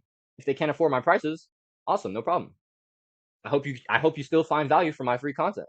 Maybe you want to join my low ticket community and just hop on group calls with me. Cool. But you don't need their money because they need your services. They need the information. They need the accountability. They need you. You don't need them. If you're constantly chasing the woman, you won't get her, right? Money's the same way. Stop chasing the outcome. Chase the work, and the outcome will magnetize to you. So finding your story, this is what I was telling you about earlier. The entrepreneur named Myron Golden, and he says that brands are like the stories you associate yourself. Aren't Yeah, the brands is the story that is associated with it. And so like, what is the brand of Apple? The story of Apple. It's slick, it's sexy, it's top of the notch, right? And so you buy an iPhone, why? Because it's slick, because it's sexy, because it's top of the notch. That's something you want to be associated with. That's a story you want to see yourself in. And so you buy an iPhone. You associate with the story of Apple. If if you're like, oh man, I want to be a coach. I want to spread love. I want to spread education. I love business. I love what you're doing, Jaden. That you're about spirituality and you want to help people too. Awesome. Let's do it. Like let's work together. Right? Lit. You got behind my story, and so you saw that vision, and you're like, oh yeah, this guy's going somewhere. Let me get behind him. He'll take me there. When you have the story that you're associated with and you project that story to your people, so they see that story and they want to be associated with as well, they get behind you because you're actualizing that story and you can show them how to actualize that story. Step 12, finding the constraint. So the theory of constraints goes like this. You have one of two things holding you back. This is also from Hormozi, by the way. A lot of the stuff I've been teaching you in here, I learned from Hormozi. You guys should go check him out. The theory of constraints goes like this. There's one of two things holding you back, realistically. Skills or beliefs. Now, we talked about this a bit earlier. Now, this could be personal, but your business is just a reflection of you. And so if you have a personal constraint, your business is also going to be constrained, right? But let's actually skip past that right now. Let's actually talk about the constraint on your business. So the theory of constraint goes like this. You will work up to a constraint. You will make progress until you reach a constraint And then you won't make any more progress until you break that constraint. And then you'll go and you'll make exponential progress until you reach the next one. That's always how it goes. Life is a constant battle of trying to find the constraint, break through the constraint, make exponential progress until you hit the next one, and then doing that all over again. Find the constraint, break the constraint, make exponential progress till you hit the next one, do it all over again. That's what it's about, for real. And so you need to you need to figure out, how do I identify my constraints? And you do this by understanding the funnel. So let's talk about it again. The funnel starts with the packaging, your title and your thumbnail. Then it's the video itself, the value and the authenticity. Then it's the CTA. It's telling people what you do, telling people who you help, how you help them, where to go. Okay. CTA. There's the actual copywriting in your YouTube description, the words, the things you're showing people that would actually get people off of YouTube and to your sales page or to your sales call. And then you have the product itself, the final thing, actual like deliverable, the thing they buy, the thing they get. Cool. And so you need to understand this, because at any one of these points in the funnel, you could have a block that is stopping the money from flowing. Now, most small YouTubers' constraint is actually right at the top, is packaging. Because the thing is, guys, like, views can't convert into sales if impressions don't convert into views first. And so if someone sees your packaging, your title, and your thumbnail, and they're like, why would fuck would I watch this? You're not going to get views. People aren't going to hear your value. They're not going to hear about your thing. You're not going to make no money.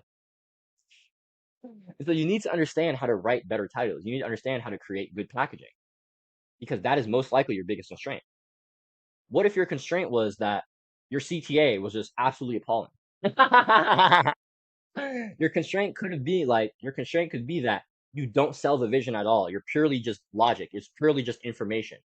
And because of that, that might resonate with some people, but you're missing out on potential because you're not using what actually makes people move with emotion, which is emotion. And so not having emotion in your CTA, not having emotion in your YouTube copy could be a constraint. Another constraint could be like actually how good your product is itself. If your product isn't delivering your clients results, then that's a problem, because the highest ROI thing you're going to get for your business, like the best way to make money in business is just to focus on getting clients results. So they give you testimonials, because testimonials are how you get more sales.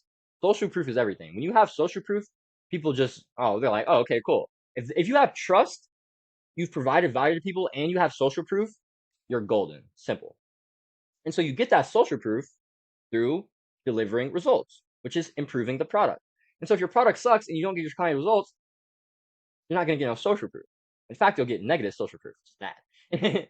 And so when you improve your results, you improve your product, that means that everything else can improve too.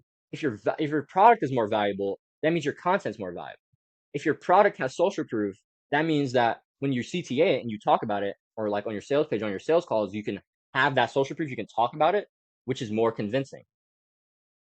That is something that's big, right? And so there are ways, like there are many points where you could be constrained at, but if you're constrained at any of them, the flow won't be happening.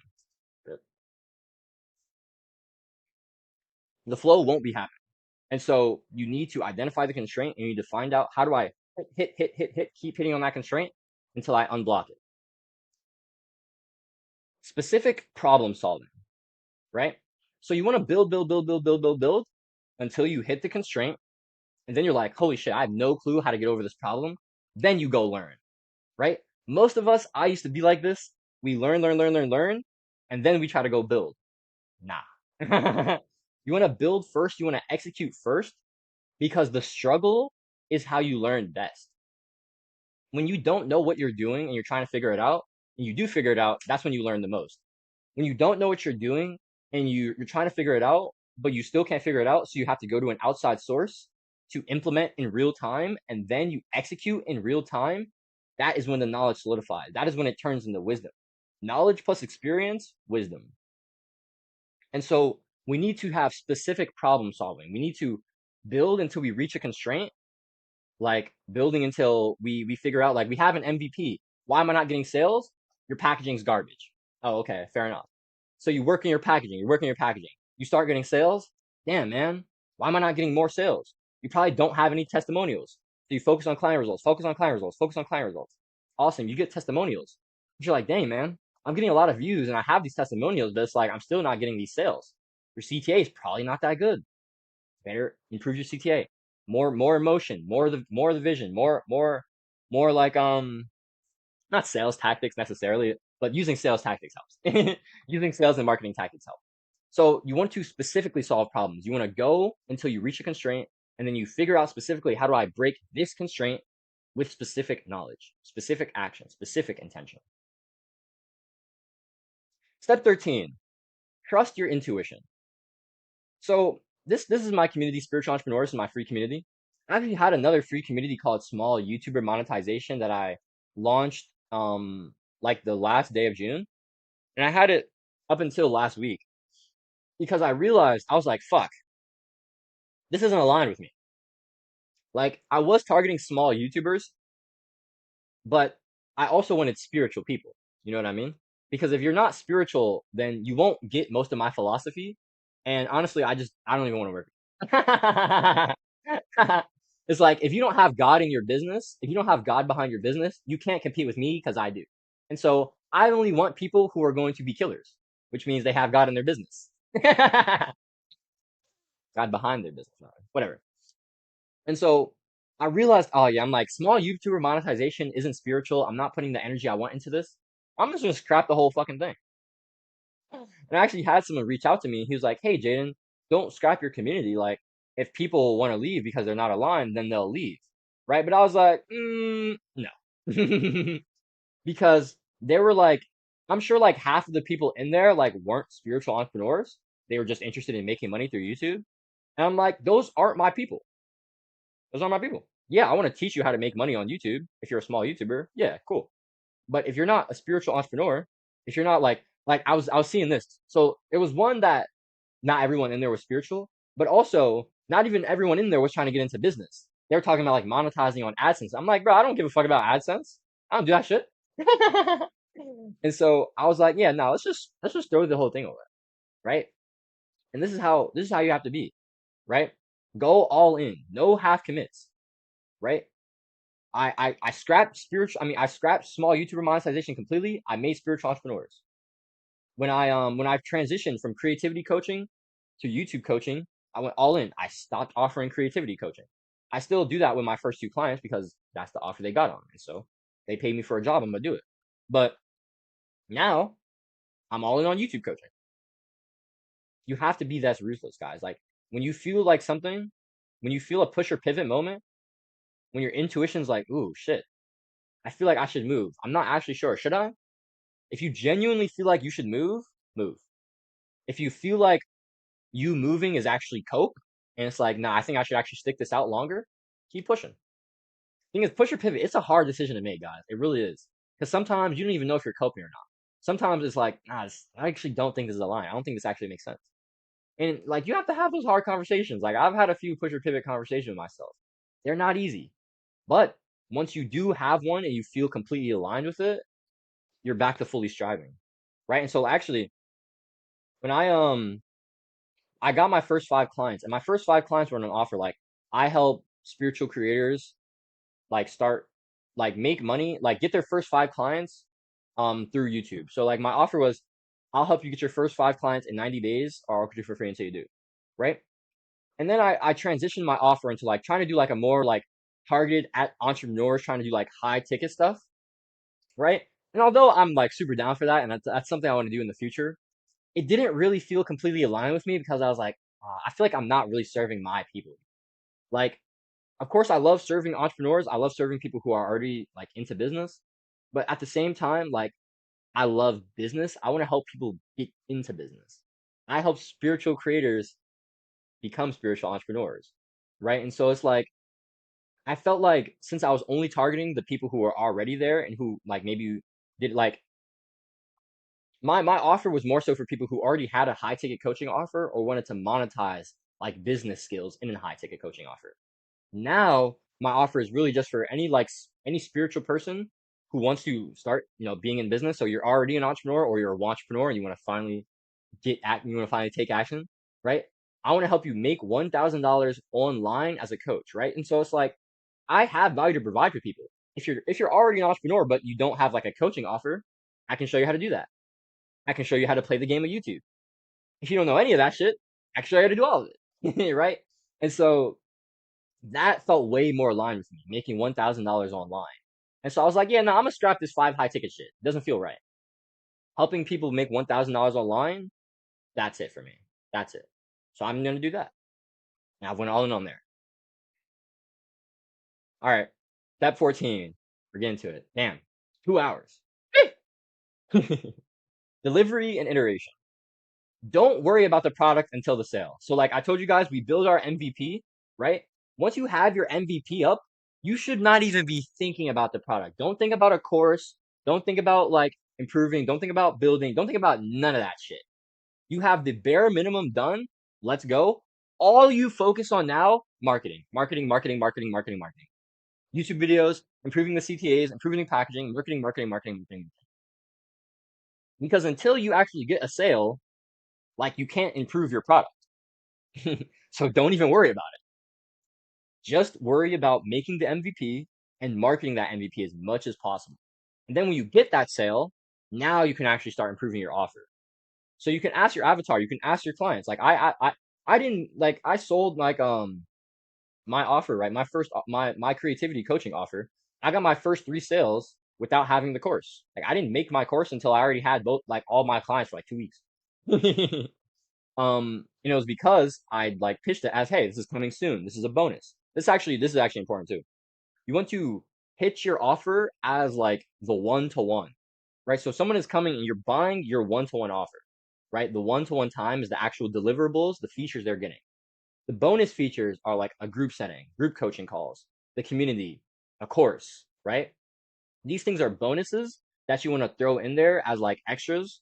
One, that helps with marketing tactics, but two, it also is like, hey, I'm building out this course right now. And so, I'm giving you this upfront, what you paid for, and you're also going to get this when I finish building it. So what do you actually want in there so I can help you more? Guys, like we're in the game of business to help people, right? We're trying to bring value to our people. And so isn't it absurd to think that you know exactly everything that you could help your people? Actually, oh man, this is such a good example. For my purposeful entrepreneurship course, I'd made the outline, right? I had like 30 videos at first. Um, I got a comment, right? I'd made a post asking like, how can you, like, what would help you improve your business, right? I made a post in Spiritual Entrepreneurs asking my people how I could help them improve their business and going through like all the video ideas for the course. One of my people in here, Kiera, super awesome. She was like, "Yo, Jaden, we need a video on the technical stuff, on the software stuff. Like, you overlooked that not all of us grew up with screens." And I was like, "Oh shit, you're so right. I literally hadn't even thought of that, right?" And it's like that is so real because my avatars actually need to understand these things. And so I was like, "Oh shit, you're so right, Kiera." I'm like, "All right, bet."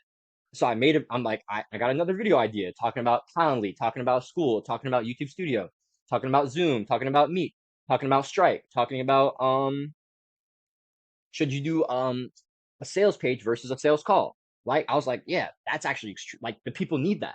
The people need that. I only had that because I asked my people what could help them. You need to ask your people what can help them, right? Give free value so you do market research. I launched small YouTube monetization. I started offering free coaching calls by like first week of July. Like it was the last day of June, so like the first week of July, I was getting so much like in like value, so much data on my market. Within that first week, I was like, oh, okay, I have the two biggest constraints for my avatar. One, your packaging is fucking garbage. You just don't know how to get views. Cool. I'm gonna help you do that. Two, you don't know how to make a product.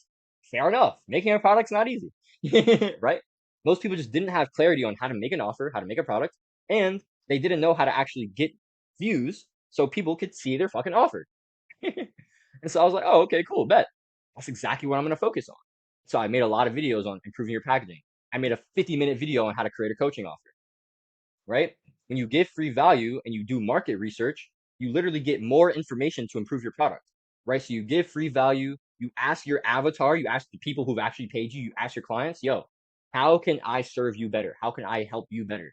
What do you need? And you put that into the product. You iterate, you make the product better, you make the course better, you improve as an entrepreneur. This is how you do it. You ask your avatar, like, I forgot who says this, but all problems in business can be solved by just talking to your customers. If you just ask your market, hey, what do you guys want? They'll fucking tell you.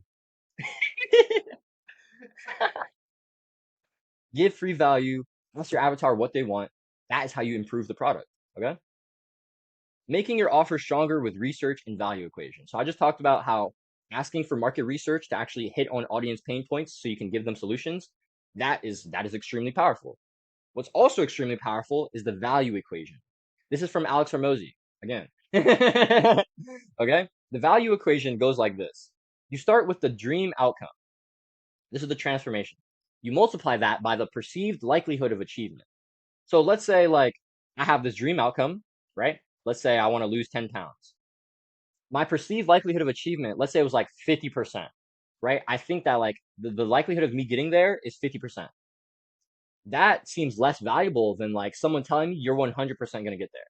If it's like, oh yeah, you might or you might not get there, you might or may not lose that 10 pounds, versus you're definitely going to lose that 10 pounds, what seems more valuable? It's the guarantee, right? Perceived likelihood of achievement. So you have the dream outcome times the perceived likelihood of achievement. That's the first half. Then you divide that by time, so just how much actual time they have to invest into that. And then you multiply that by effort and sacrifice. So effort is what they actually have to do, it's the work, it's the energy that they have to put in, and sacrifice is what they have to give up so they can reach that. And so in an ideal world, we have our dream outcome and it's 100% guaranteed. It takes as little time as possible. We don't have to give up anything and we can do as little work as possible. That's the dream, right? That's the vision. Life don't work like that, unfortunately. But the more we can get our product to that, the more we can get our product to 100% guaranteed. The more we can get our product to as least time as possible. The more we can get our product to as little effort and as little sacrifice as possible. That is going to make our product more valuable, and that's going to make our offer more valuable, so people buy it more. Um, Honestly, that like iterating your offer and improving that using the value equation, that kind of just takes time. It takes reps as an entrepreneur. I don't really have specific action steps to give you on that one because it's hard if you're not like talking to me individually. So honestly, if you're interested, so come book a free coaching call with me. I'll help you. I'll help you figure out your offer. I'll help you improve it. All right. So that was the roadmap, guys. I mean, we went over all 14. Abundance is your birthright. Purposeful productivity. Solve a problem. Build the MVP. Volume negates luck. Learning how to capture attention. Ruthless authenticity. Making valuable videos. Staying focused and persistent. Building community. Selling the vision. Finding the constraint. Trust your intuition. Delivery and iteration. That's it, guys. That's the roadmap. So if you're a spiritual entrepreneur or a spiritual entrepreneur who finally wants to take action, you got to the end of this video because you know you want to change your life. You know I can help you do that. Yo, let's fucking do it, bro. I want to help you make $1,000 online in 30 days as a coach through YouTube. And if you don't make that in 30 days, shit, bro, I'm just gonna work with you for free until you do make it. Simple. If that's something you're interested in, go click on that link description. Come book a sales call with me. If you want to join up my free community of spiritual entrepreneurs, right here, spiritual entrepreneurs, go click on that top link in the description. Come join up. I be in here dropping game, dropping value. You want to make a post, you want to ask me a question, like shit. I've made posts where I've made looms, like videos like this where I literally go over people in here. Kiera, actually my boy added right here. My boy added. I made a video for let's not do that. I made a video for him talking about his packaging, going over that, and so how you can improve your packaging. If you want some personalized advice from me, come click on that top link in the description. Join my free community, all right? I want to see you there. My name is Jaden.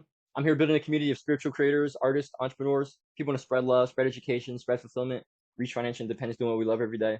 That's something you can be a part of. I'd appreciate if you drop a sub, drop a like. There, let's keep growing up our spiritual tribe. It means a lot to me. All right, guys. Let's keep spreading the love. Let's keep spreading the education. So keep doing it. Do it today. Be better for it tomorrow. Catch you on next vid.